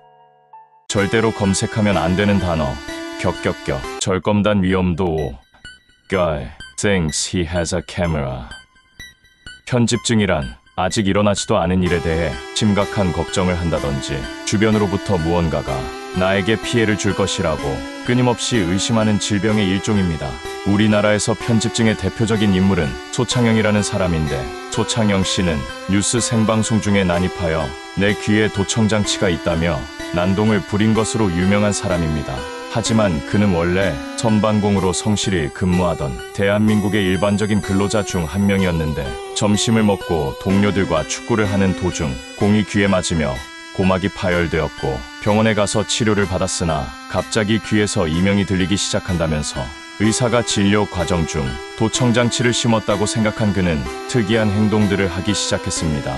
MBC에서 생방송으로 진행하던 토요일은 즐거워라는 프로그램에서 난입하여 난동, 서울대학교 학생들의 시위 현장에 나타나 양말과 구두를 제외하고 다 벗은 상태로 귀에 도청장치가 있다며 난동, MBC 프로그램인 여론광장의 생방송 중 끼어들어 또다시 난동, 연세대학교 도서관 앞에서 알몸으로 귀에 도청장치가 있다며 대학생들 앞에서 난동을 부렸죠. 소창영 씨가 귀에 도청장치가 들어있다고 끝없는 의심을 하는 증세라면 눈 속에 카메라가 달려 모든 것을 감시당한다는 사람도 있었습니다. 그 환자는 소창영 씨보다 증상이 더 심각했고 보기만 해도 눈살을 찌푸리게 만들어 검색하면 안 되는 단어 위험도 5까지 등재되었습니다. 그리고 그 편집증 환자의 영상은 무슨 이유 때문인지 무척 잔인함에도 유튜브에서 오랫동안 삭제되지 않았는데 영상의 제목은 한 남자가 자신의 눈 속에 카메라가 있다고 생각한다. 그리고 그것을 끄집어내려고 한다.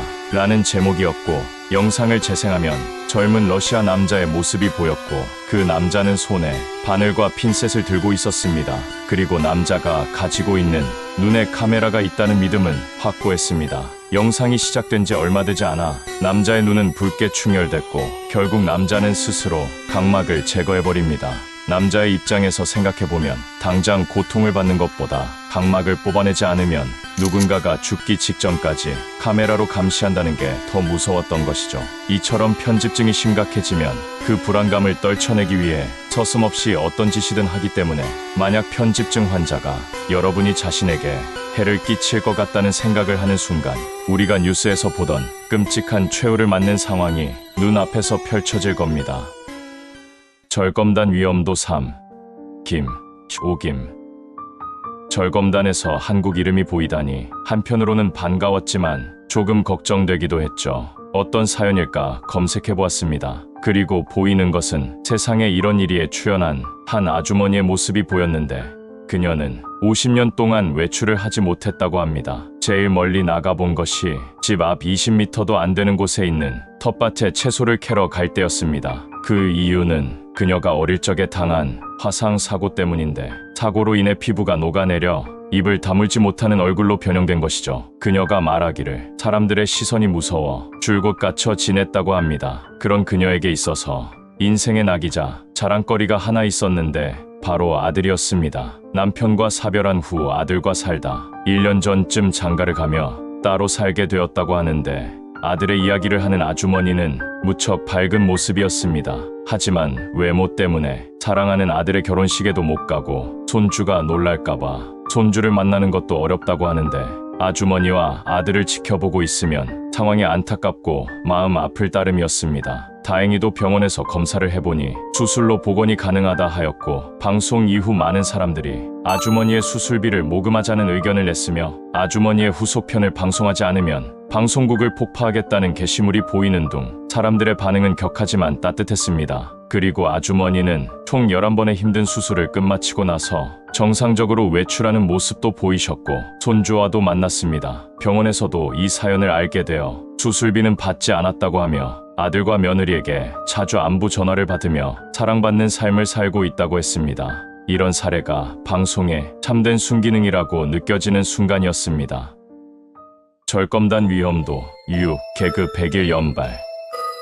개그 100일 연발이라는 사이트는 극단적인 선택을 하면 안 되는 이유를 설명해주는 사이트입니다. 제작자의 설명으로는 말이죠. 개그라고 하는 것은 사이트 내에서는 극단적인 선택을 의미하는 듯합니다. 따라서 사이트 이름은 극단적인 선택 100일가지라고 생각하면 되는데 사이트에 접속 시 보이는 것은 하트핀을 꽂은 파란 머리의 여자가 나오고 죽음을 방지하고자 만들어진 사이트라고 큰 글씨로 적어두었습니다. 그리고 죽음에 관한 여러 가지 자료들을 모아두었는데 영적으로 죽으면 안 되는 이유나 영과 죽음에 관련된 책, 종교나 사후 세계같이 영과 관련된 항목이 많았고 사이트를 탐방하다 보면 죽은 사람들과 대화하기라는 메뉴같이 사이트를 처음 접속하는 사람들에게 흥미를 끌 만한 제목들이 많았습니다. 사이트의 누적 조회수는 300만 회가 넘었으며 현재는 업데이트를 안 하고 있는 것 같았지만 유명세 하나만으로도 꾸준히 사람들이 방문하고 있는 것으로 보입니다. 이 사이트가 위험도 6이 된 이유는 죽은 사람들을 다이빙 개그라고 표현하며 죽은 사람들의 사진을 일체의 검열 없이 올리기 때문인데 사진뿐만 아니라 영상 자료까지 있는 것으로 보입니다. 100일개의 죽음이 모두 실제 사진은 아니고 일부는 창작물로 되어 있지만 대부분은 실제 자료로 이루어져 있습니다. 사이트의 취지 자체는 좋다고 생각할 수 있습니다. 여러분은 혼자가 아닙니다 같은 공익 광고처럼 죽으면 안 되는 이유를 줄곧 알려주며 설득하고 있죠. 하지만 죽은 사람들을 개그라고 표현하는 것 역시 좋지 않은 표현이며 누구나 쉽게 접속할 수 있는 사이트임에도 고어한 사진들이 바로 노출되다 보니 별다른 생각이 없던 사람에게도 부정적인 영향을 끼칠 수 있기 때문에 결과적으로는 유해한 사이트라고 말하고 싶습니다. 또한 사이트에서 말하는 취지와는 달리 사이트 관리인이 운영하고 있는 쇼핑몰로 연결되는 링크라든지 사이트 관리인의 블로그라든지 광고로 보이는 요소들이 너무 많았고 그중 제일 황당했던 것은 결혼하고 싶다는 문구와 함께 보이는 젊은 여자를 찾는 게시글과 사이트 운영자가 미국의 쇼핑몰인 아마존에서 사고 싶은 물건들을 적어둔 아마존 위시리스트였습니다. 대놓고 물건을 사달라고 알려주며 익명으로 선물하는 방법도 기재해 두었죠. 사이트를 전체적으로 둘러본 후기로는 게임에 관련된 업데이트 사항도 상당히 많이 기재된 것을 보아 사이트 이름을 단순히 개그 100일 연발로 해두어서 죽음을 방지하기 위한 사이트처럼 만들어 두었지만 게임과 책 읽기를 좋아하는 일본인 남성이 운영하는 평범한 블로그로밖에 보이지 않았습니다. 물론 잔인하고 끔찍한 고어물을 검열 없이 올려두었다는 점을 제외하면 말이죠. 절대로 검색하면 안 되는 단어 닌닌니은 절검단 위험도 1 누나 빌딩. 일본 이바라키현 츠쿠바시에 한 어린 소년이 살았습니다. 소년에겐 누나가 한 명 있었죠. 소년은 누나를 무척 잘 따랐습니다. 그런데 어느 날 소년은 밖에 있다가 집으로 돌아가던 중 누나를 만나게 됩니다.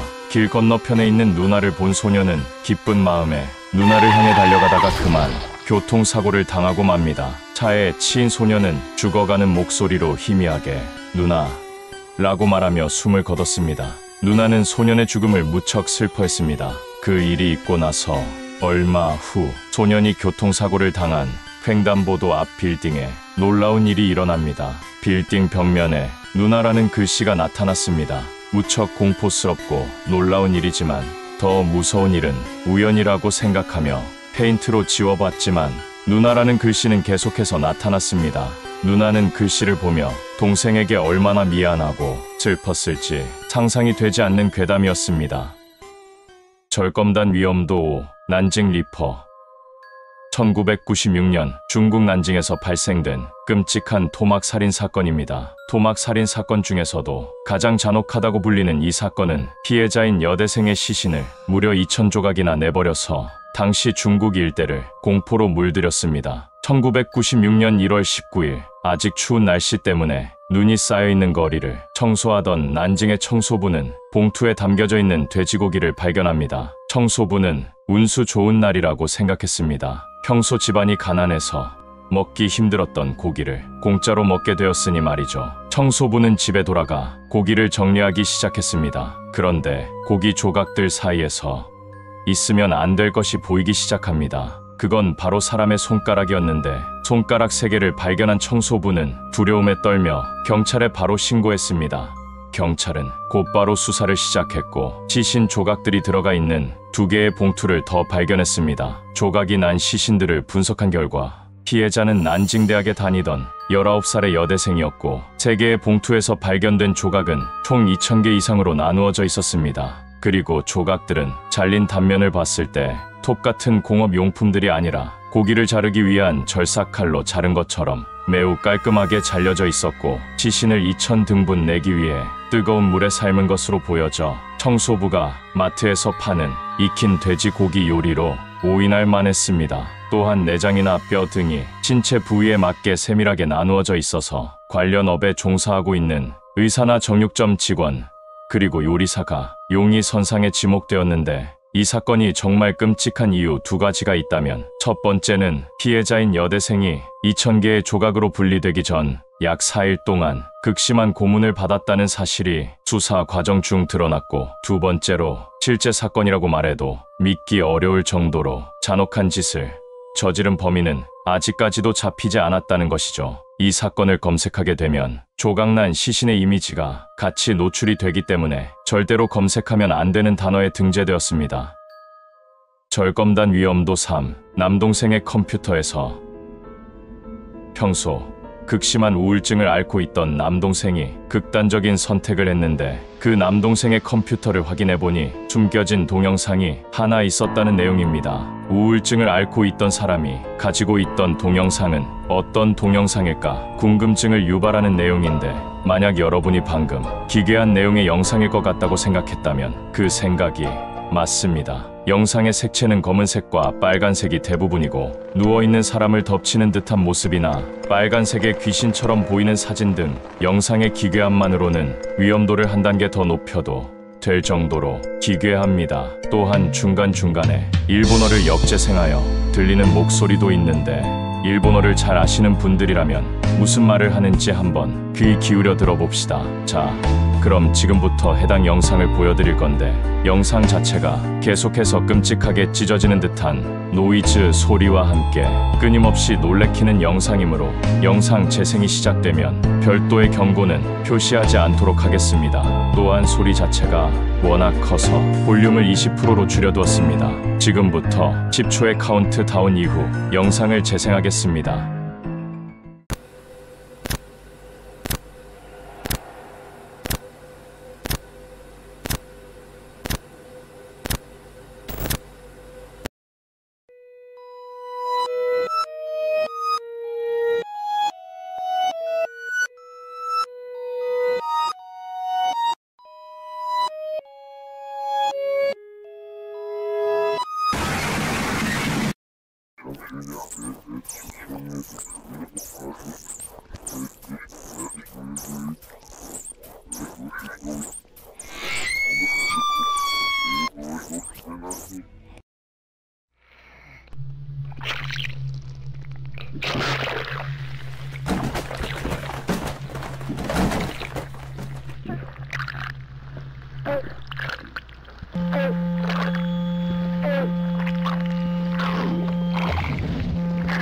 Solo 머리카락가 나왔어라.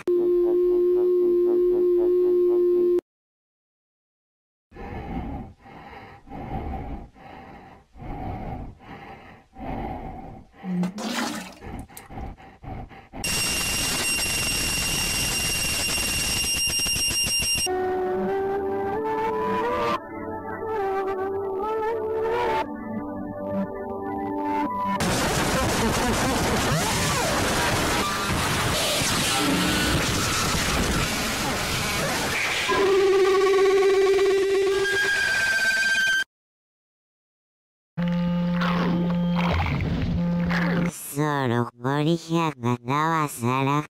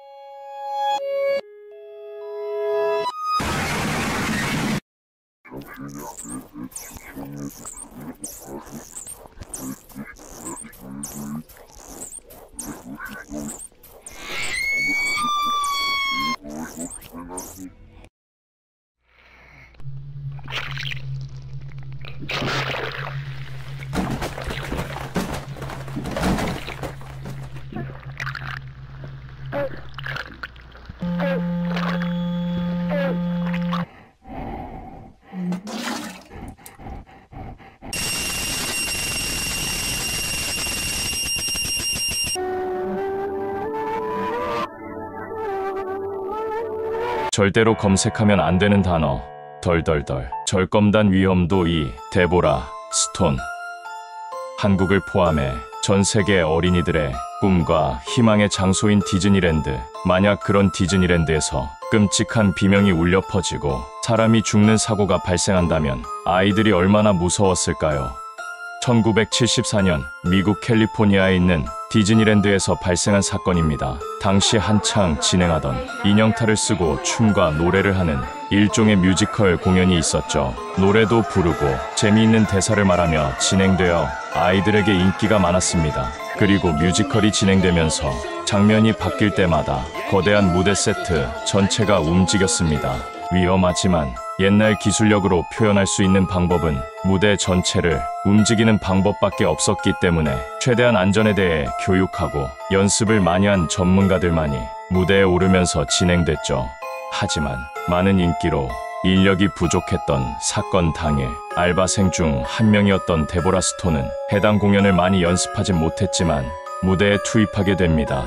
그리고 오랜 시간이 지났음에도 아직까지도 회자되는 끔찍한 사고가 발생합니다. 공연은 3분마다 스테이지가 회전하며 노래와 춤을 보여주고 3분이 지나면 다른 스테이지를 보여주기 위해 다시 회전했는데 회전하는 스테이지 사이에 껴버려서 비명을 지르며 온몸이 으스러지는 끔찍한 사고를 당하게 됩니다. 관객들은 이 비명 소리가 연극의 일부인 줄 알았다고 합니다. 그리고 잠시 후 사고 중 찍혔던 동영상을 보여드릴 건데 조명이 꺼진 상태로 아무것도 보이지 않고 비명 소리만 녹음되어 있어 낮은 위험도를 받았지만 그 비명 소리가 너무 생생하고 끔찍하여 고어 영화처럼 들린다고 합니다. 그 점에 주의하시고 시청하시길 바라며 영상 시청 이후 다음 절검단으로 넘어가 보겠습니다.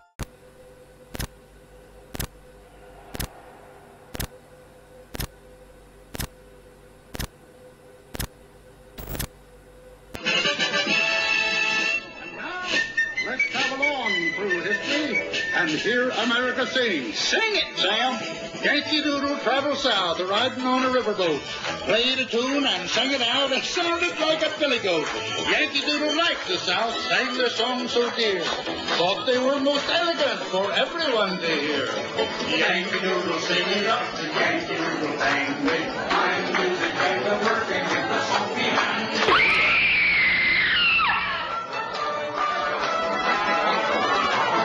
절검단 위험도 2. 디디 블랜차드.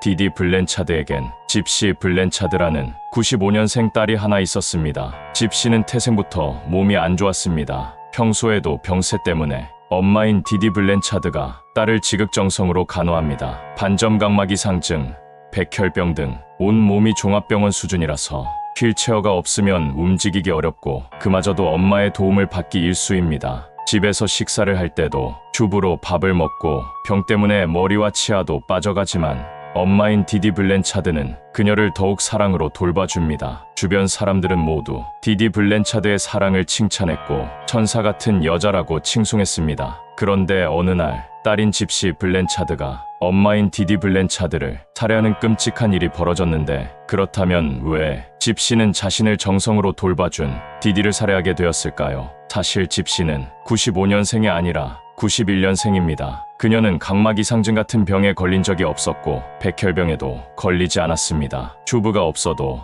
밥을 먹을 수 있었고 휠체어가 없어도 이동할 수 있었죠. 병에 걸린 것은 집시 블랜차드가 아니라 디디 블랜차드였습니다. 디디 블랜차드의 병명은 대리 미나우젠 증후군으로 남들에게 사랑받고 싶어 동정심을 유발하기 위해 스스로 불쌍한 사람처럼 보이도록 연기하는 일종의 정신병이었죠. 디디는 딸의 머리를 몰래 밀어버렸고 딸을 가두고 속박했으며 딸에게 가스라이팅을 하여 평생 장애인처럼 살도록 만들었습니다. 그 사실을 알게 된 집시는 자기 자신으로서 살아가기 위해 엄마인 디디 블랜차드를 살해했습니다. 하지만 그녀는 결국 감옥에 들어가게 되었고 2023년 12월에 출소하여 인스타그램에 사진을 올렸는데 사람들의 반응은 그녀는 자유를 누릴 자격이 있다며 그녀를 위로하고 축하해 주었습니다. 인생의 절반을 헛되이 날렸지만 긍정적으로 웃는 그녀의 모습을 보니 보고 있는 사람도 같이 웃게 되는데 이제라도 그녀가 행복했으면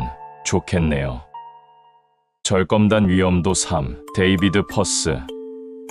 데이비드 퍼스는 해외의 유명한 애니메이터로 그의 작품들은 심오하고 그로테스크한 작품들이 많아 거부감이 들 수도 있습니다. 이름만 들었을 땐 다들 처음 들어보는 사람이라고 생각하실 수도 있습니다.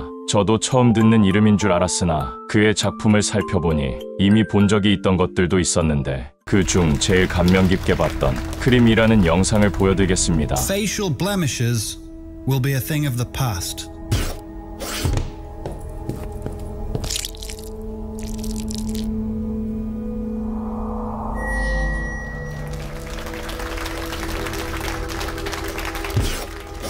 How about this botched nose job?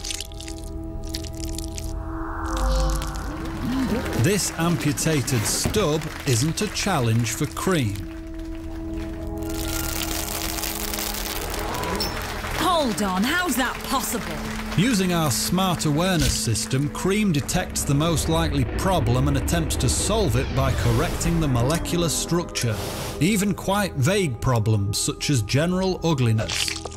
Instant fixes for any kind of aging, fractures and lacerations, the recently deceased.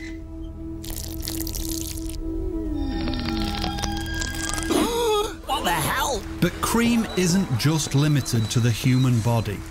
Everything broken can and will be fixed. Broken is no longer an issue.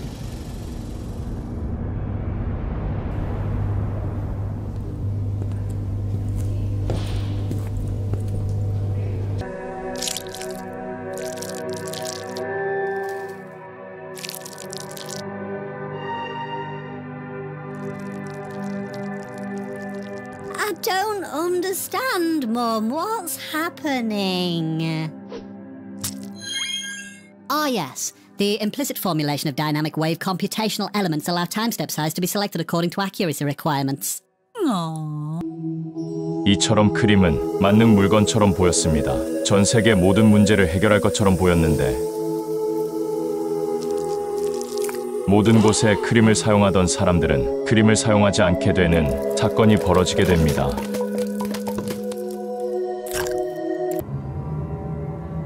모든 문제를 해결하자 원래 높은 위치에 있던 사람들은 크림 사용을 반대했죠. No. No. No. 그래서 크림에 대한 헛소문을 언론에 퍼뜨리기 시작하는데 크림은 사실 독이다. 크림은 죽은 아기로 만들었다. 크림은 에이즈를 유발한다. 크림 개발자는 소아성애자다. Here is some terrifying footage.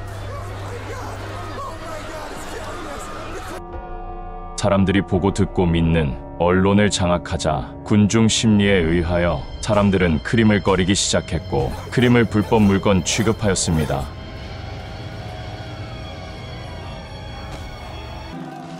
결국 사람들은 만능에 가까운 물질인 크림을 모두 폐기하고 지구의 어두운 부분은 또 다시 생겨났습니다.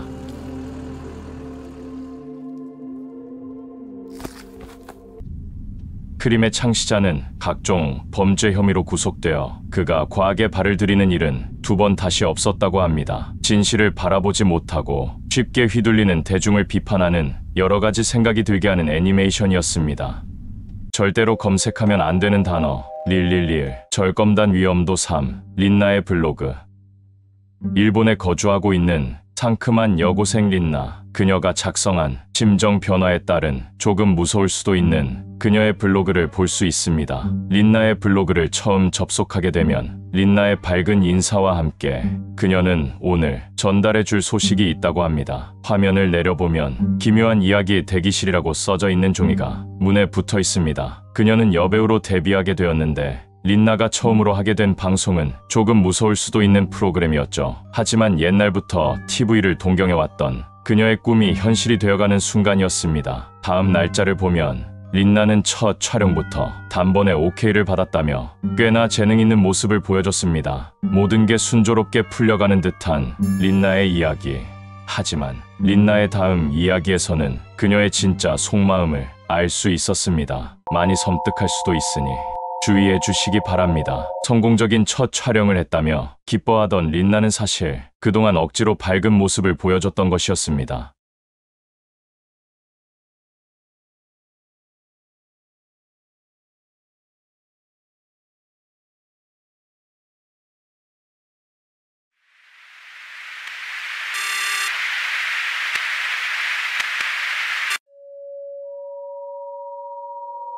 섬뜩한 분위기로 변해버린 블로그.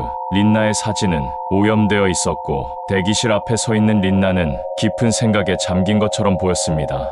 긍정적인 말만 보이던 텍스트들은 싫다는 말과 함께 알 수 없는 괴언어로 변해 있었죠.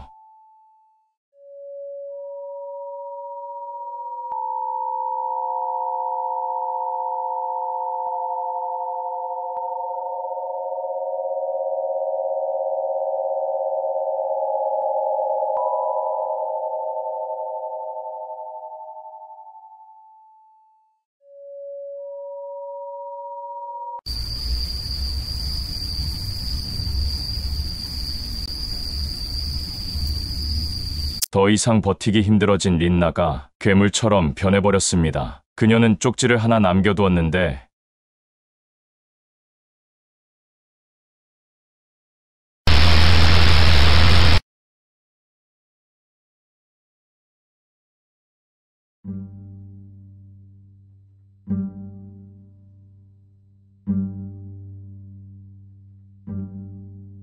이 모든 것은 린나의 연기 연습이었다는 사실로 마무리 짓습니다.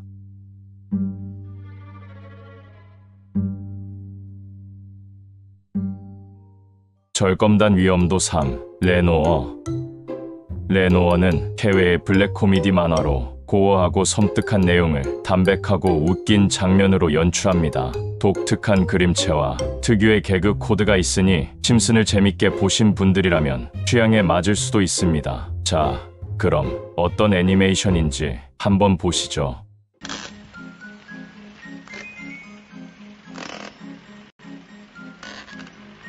Neat, huh? I want one. I got it right over there. Ooh. Bye-bye.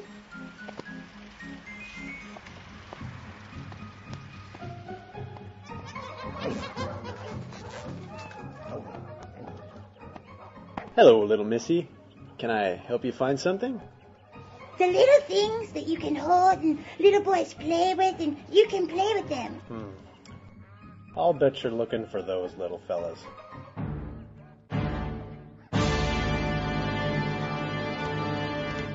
Just go pick the one you want.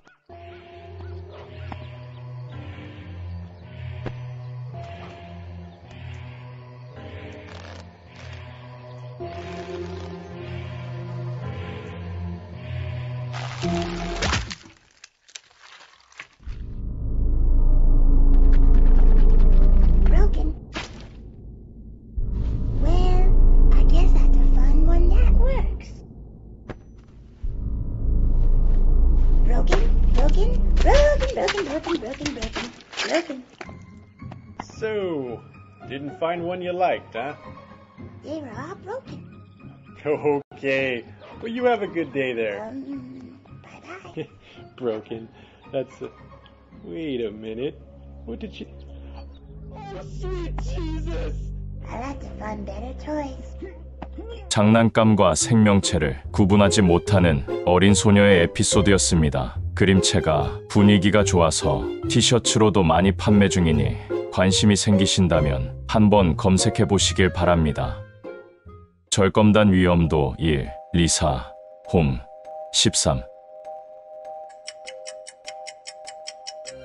지금 이 타이머 영상은 유튜브에 업로드됐던 영상입니다. 유튜브 채널명은 리사, 홈이었고 동영상의 제목은 13입니다. 숫자가 끝날 때까지 별다른 내용이나 소리는 없었고 이 영상이 업로드됐을 당시엔 어떠한 사건도 일어나지 않은 상태였죠. 하지만 영상의 제목처럼 영상이 올라온 후 13일 뒤 한 소녀가 실종되는 사건이 발생됩니다. 소녀와 연락이 되는 사람은 없었고 며칠 뒤 전해져 온 소식은 한 살인범이 그녀를 납치하여 살해하였다는 끔찍한 소식이었죠. 그리고 그 소녀의 이름이 바로 스웨덴에 살던 17세 소녀 리사 홈이었습니다. 그렇다면 이 영상은 범행 전 범인이 올린 영상일까요? 조사 결과 범인이 범죄를 예고하고 유튜브에 동영상을 올렸다는 내용은 찾아볼 수 없었습니다. 이 영상은 단지 범행을 천기누설했다는 동영상으로 유튜브에 떠돌고 있을 뿐이죠. 참고로 리사를 죽인 범인은 범행 이후 무기징역을 선고받았고 감옥 안에서 범인의 삶은 고달프고 또 고달팠습니다. 어린 여자아이를 건드리는 것은 같은 범죄자들에게도 환대받지 못하는 행위였죠. 그는 교도소에서 손과 발로 구타, 끓는 물에 담그기 등 주기적으로 치료가 필요할 만큼 많은 괴롭힘을 받아왔습니다. 결국 다른 교도소로 이송되었지만 괴롭힘을 당하는 것은 여전했습니다. 그러다 한 수감자가 결국 그의 목을 칼로 찌르며 교도소 내에서 사망했습니다. 고통스럽게 간다고 한들 리사가 받은 고통에 반도 받지 못했겠지만 그래도 많은 사람들이 그의 죽음을 축하하고 기뻐했습니다. 어린 소녀라는 점을 이용해서 잔혹한 범죄 행위를 저지른 악인이 죽었다는 소식은 모두가 기뻐할 소식이었죠. 부디 리사가 하늘에선 평온하기를 바라며 범인은 지옥에서 그 죄를 마저 받았으면 좋겠습니다. 하지만 사건과는 별개로 유튜브에 투고된 동영상의 정체는 대체 무엇이었을까요? 잔혹한 사진이나 동영상이 노출되지 않는 검색어이다 보니 낮은 위험도를 받았지만 그 미스터리함만으로는 조금 더 높은 위험도를 받아도 될 만큼 소름 끼치는 그런 검색어였습니다. 절대로 검색하면 안 되는 단어 밈 절검단 위험도 2 마이클 잭슨의 맨 얼굴. 음악과 사랑과 평화를 연관 짓는다면 그 중심엔 마이클 잭슨이 있을 겁니다. 전 세계 어느 연령대 누구에게나 물어봐도 부정할 수 없는 대답이죠. 하지만 성공한 대스타일수록 루머는 많아지기 마련입니다.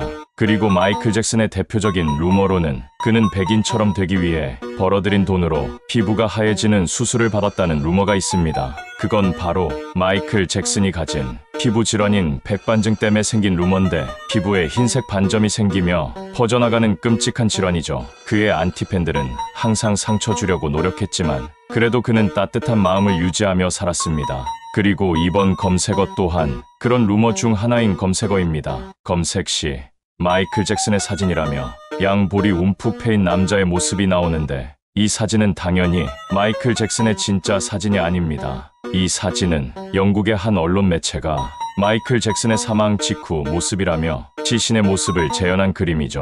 진짜 사진도 아닐 뿐더러 공식적인 언론 매체에서 죽은 사람의 모습을 그저 몇 마디 말과 그림으로 재현할 생각을 한다는 게 지금 들어도 참 황당한 보도입니다. 절검단 단어 중 그저 고인을 능욕하고 싶어서 만든 유치한 검색어 중 하나인 우스이 요시토의 유서가 생각날 정도인데 해당 신문사는 마이클 잭슨 논란 외에도 살인사건 피해자의 알몸 시신 사진이나 사고로 도끼에 맞은 소녀가 죽어가는 사진을 그대로 올리는 둥 자극적인 기사들을 작성하기로 유명합니다. 마이클 잭슨은 그 중 하나였을 뿐이었죠. 그가 죽고 나서도 끊임없이 루머들이 나오는 것을 보면 얼마나 성공한 대스타였는지 알 수 있는 그런 검색어였습니다. 절검단 위험도 3 마카오 만두. 여러분은 어떤 음식을 좋아하시나요? 전 고기도 좋아하고 야채도 좋아해서 두 가지를 함께 먹을 수 있는 만두를 좋아합니다. 하지만 만약 집 근처에 만두 맛집이 있어서 매일같이 사 먹었는데 알고 보니 그 만두의 내용물이 인육으로 만든 고기라면 기분이 어떠실 것 같나요? 1985년 마카오에서 발생한 사건으로 해안가에 있던 사람들이 떠다니는 무언가를 발견합니다. 그 정체는 끔찍하게도 인간의 오른발 4개, 왼발 2개, 손 2개였으며 경찰은 곧바로 주변을 수색해 3개의 신체 부위를 더 찾았습니다. 하지만 발견된 신체들은 모두 바다에 버려지고 나서 시간이 꽤 지난 시점으로 상어에게 잡아먹힌 사람 정도로 수사가 종결될 뻔했습니다. 사건은 아무 진전이 없다가 경찰에게 의미심장한 편지 한 통이 날라옵니다. 마카오에 있는 팔선반점이라는 식당에서 근무하던 자신의 일가족이 모두 실종되었다는 내용이었죠. 편지를 보낸 것은 팔선반점의 옛 주인의 동생으로 팔선반점에서 실종된 사람은 옛 주인을 포함하여 총 10명이었습니다. 이를 수상하게 여긴 경찰은 팔선반점에 대해 알아보니 옛 주인이 사라진 시점 이후로부터 황지영이란 사람이 식당을 새롭게 운영하고 있었습니다. 황지영은 경찰이 조사를 시작하자 평소보다 일찍 식당 문을 닫고 도주하려고 했으나 경찰에 붙잡히고 맙니다. 그렇습니다. 황지영이 옛 주인을 살해하고 새로운 식당 주인 행세를 하고 있었던 것이었죠. 사건의 전말은 도박에서 시작됩니다. 옛 주인과 황지영은 도박판에서 만나게 됩니다. 하지만 사기 도박을 일삼던 황지영에게 이기기란 쉽지 않았고 옛 주인은 약 3천만 원 가량 황지영에게 빚을 지게 됩니다. 당장 돈을 줄 수 없던 원래 팔선반점의 주인은 약 1년간 그에게 천천히 갚을 것을 약속하며 만약 갚지 못할 경우 팔선반점의 운영권을 주기로 했습니다. 하지만 그 1년 사이 둘은 계속해서 도박판을 벌였고 황지영의 화려한 기술로 빚은 1억까지 불어나게 됩니다. 하지만 팔선반점의 주인은 원래 갚을 생각이 없었으며 황지영에게 오히려 갚을 돈이 어딨냐며 화를 내었습니다. 이에 분노한 황지영은 그 자리에서 팔선반점 가족을 몰살했으며 식당에서 기다리고 있다가 찾아오는 친척들까지 모조리 살해하였습니다. 그리고 살해한 가족의 집은 집세를 받아가며 살 사람을 구했고 식당은 물려받은 것처럼 꾸며둔 것이죠. 여기까지가 실제로 있던 사건이고 인육으로 만두를 만든다는 내용이 추가된 영화가 바로 팔선반점의 인육만두입니다. 만두에 인육을 넣었는지는 알 수 없던 것이 황지영은 조사 중 스스로 목숨을 끊었고 만두는 이미 사람들이 먹어버린 지 오래여서 실제로 인육을 넣었는지는 알 수 없었습니다. 하지만 실종된 사람은 총 10명인데 발견된 신체는 일부라고 하니 증거는 없지만 정황상 들어맞는 만두 먹기가 찝찝해지는 그런 검색어였습니다. 절검단 위험도 2. 미래는 아름다워. 제목부터 밝은 이 영상은 러시아에서 만든 풍자 노래로 소녀가 날아다니며 밝은 모습으로 노래하는 것처럼 보이지만 가사를 알고 나면 온몸에 소름이 끼치는데 사실 저 날아다니는 소녀는 테러범들로 인해 희생된 소녀이며 밝은 미래는 당연히 죽은 소녀의 모습과 상반되는 표현이고 폭탄을 맞고 공중에서 분해되는 소녀가 노래를 하는 무서운 그림이었죠. 이 소녀는 1999년 러시아에서 발생한 아파트 연속 폭탄 테러 사건에서 희생된 피해자 295명 중 한 명으로 테러의 끔찍함을 표현한 캐릭터인데 가사를 살펴보면 옛날 옛적에 테러리스트가 있었고 구름 속에서 전속력으로 뛰어가고 있었다. 소녀는 현재 테러를 당한 직후로 죽어가는 암울한 상황을 만화적으로 표현한 것이죠.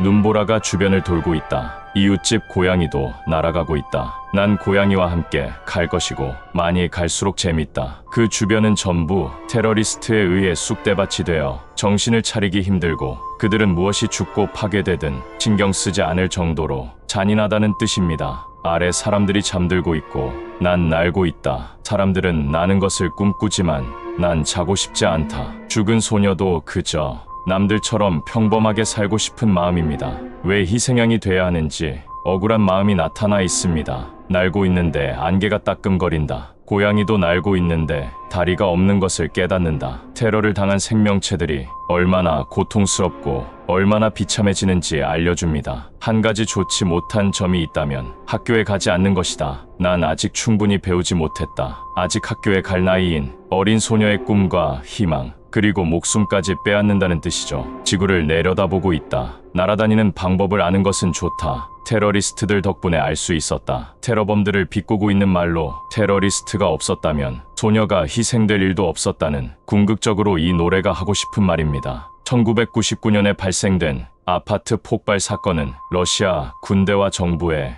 큰 영향을 끼쳤고 군사적 개입과 전쟁으로 이어지는 큰 사건 중 하나인데 그와 아무런 상관없는 학교에 갈 아이들을 포함해 많은 생명체가 죽은 안타까운 사건입니다. 꼭 해당 사건이 아니더라도 테러라는 것은 목적을 달성하기 위해 누가 죽든 상관하지 않는 어쩌면 목적조차 없는 끔찍한 대량 학살일 뿐입니다. 여러분들은 쇼츠를 많이 보시나요? 동영상 보는 것을 좋아하시는 분들이라면 유튜브는 물론이고 쇼츠만 모아둔 틱톡 또한 많이 보실 겁니다. 그래서인지 틱톡과 유튜브는 유행하는 컨텐츠 또한 다른데 틱톡의 특징은 컨텐츠가 조금 많이 자극적이죠. 대표적으로 유행했던 밈으로는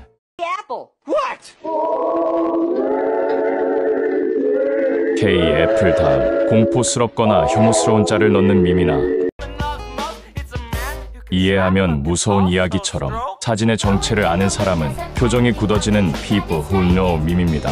쇼츠로 구성되어 있다 보니 짧고 직설적인 공포물이 많은 틱톡. 오늘은 틱톡에서 유행하는 기괴한 공포물들을 알려드리겠습니다. 첫 번째, 인간과 동물이 바뀐 세상. 요즘 유행하는 AI로 제작된 컨텐츠입니다. 인간과 동물의 역할이 바뀐 세상을 그려낸 것인데 과학이 발전함에 따라 불가피하게 희생된 동물들의 기분을 느껴볼 수 있죠. 그리고 인간에게 섭취되기 위해 가축으로서의 삶을 살아가는 동물들, 그들 역시 이 AI 세계에서는 인간을 소모품으로 사용하고 있습니다. 인간이 거래되는 세상이라니 같은 인간으로서 보기엔 기괴하기도 하면서 많은 생각을 들게 합니다. 그럼 인간이 애완동물로 키워진다면 어떨까요? 만약 인간의 지능이 조금 낮았고 동물의 지능이 조금씩 높았더라면 이러한 세상 속에서 살아갔겠죠. 옳고 그름을 따지자면 끝없는 논쟁이 펼쳐지겠지만 동물은 모두 이기적으로 살아가는 것이 맞는 것 같습니다. 두 번째, 스킨워커. 스킨워커란 동물을 닮은 인간 혹은 인간을 닮은 동물, 그 둘 사이에 존재하는 극도로 불쾌한 골짜기입니다. 인간을 해칠 목적으로 주술사가 동물로 둔갑한 것인데, 예를 들면 이런 식의 불쾌함이죠. Who are you? Let me in. Huh? Let me. What? What's wrong with you? It is me. Did what? It took my daughter. Her? 인간처럼 보이지만 인간이 아니라고 생각이 들며 불쾌한 거부감을 만드는데, 그런 생명체와 같은 공간에서 대치하고 있다는 그런 공포감을 들게 합니다. 다음 영상은 혼자 있는 집안에 갑자기 문이 열렸고 그 문 틈 사이로 무언가와 대치하는 영상입니다. 촬영하는 사람은 분명히 집안에 혼자 있었습니다. 그것은 할아버지처럼 보였지만 조금 더 역동적이었고 섬뜩한 느낌이었습니다. 그것은 이내 고개를 들이밀고는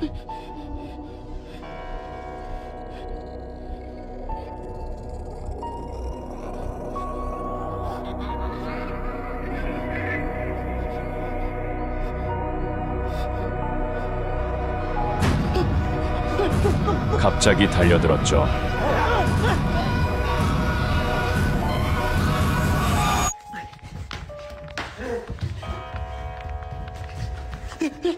스킨워커의 모습이 인간의 형태를 띠고 있을수록 강한 저주를 내릴 수 있다고 하는데, 그럼 반대로 인간의 모습보다는 동물의 모습에 가까운 스킨워커는 어떤 느낌일까요? 여러분이 보시기엔 불쾌한 모습의 사람과 이 동물 중 무엇이 더 섬뜩하신가요? 아니면 인간의 모습도 짐승의 모습도 아닌 스킨워커를 보고 결정하셔도 됩니다. 한 남성이 지하실로 이어진 계단을 발견하고 호기심에 내려가 봅니다. 하지만 그곳엔 아직 인간의 모습으로 변신하는 중인 듯한 스킨워커의 모습이 포착되었죠.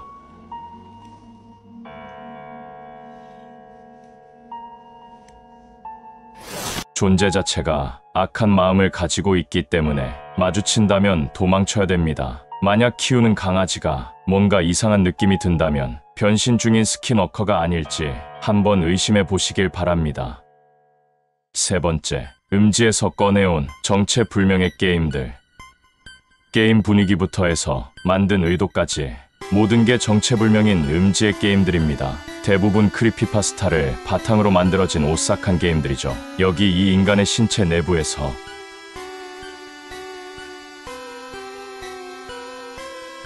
거대한 태아와 싸우는 듯한 게임 역시 해외에 존재하는 크리피파스타 중 하나입니다. 그리고 이런 류의 게임이라면 빠질 수 없는 괴담인 슬렌더맨도 많이 보였습니다.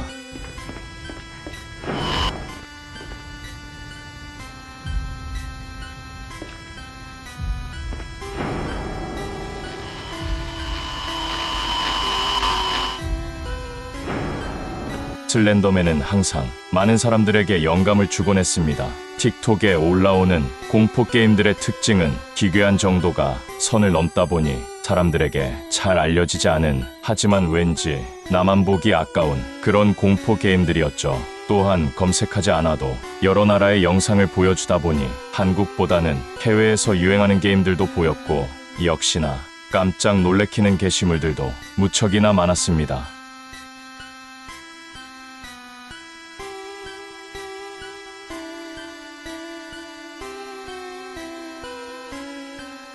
그리고 틱톡에서 제가 봤던 제일 기괴한 영상을 보여드릴 건데 조금 많이 혐오스럽고 기괴할 수 있으니 주의하시기 바랍니다.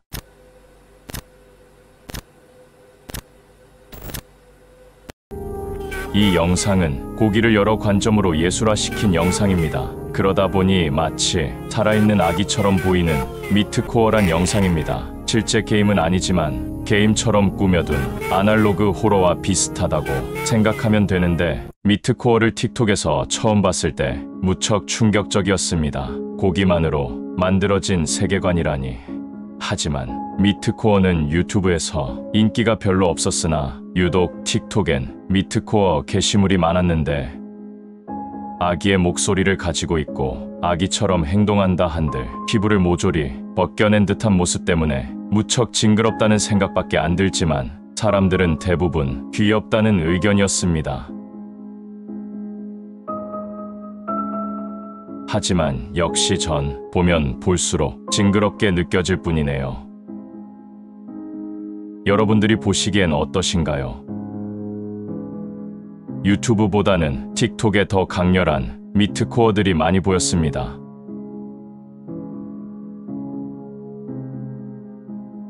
이로써 틱톡 탐방은 끝났습니다. 유튜브는 스토리와 기승전결을 중시한다면 틱톡은 궁금증을 유발하고 짧고 강렬한 느낌이었죠. 마치 불량식품을 먹는 느낌이었습니다. 여러분들에게 오늘 제일 기괴하게 느껴졌던 영상은 어떤 영상이실까요? 구독과 좋아요 눌러줘.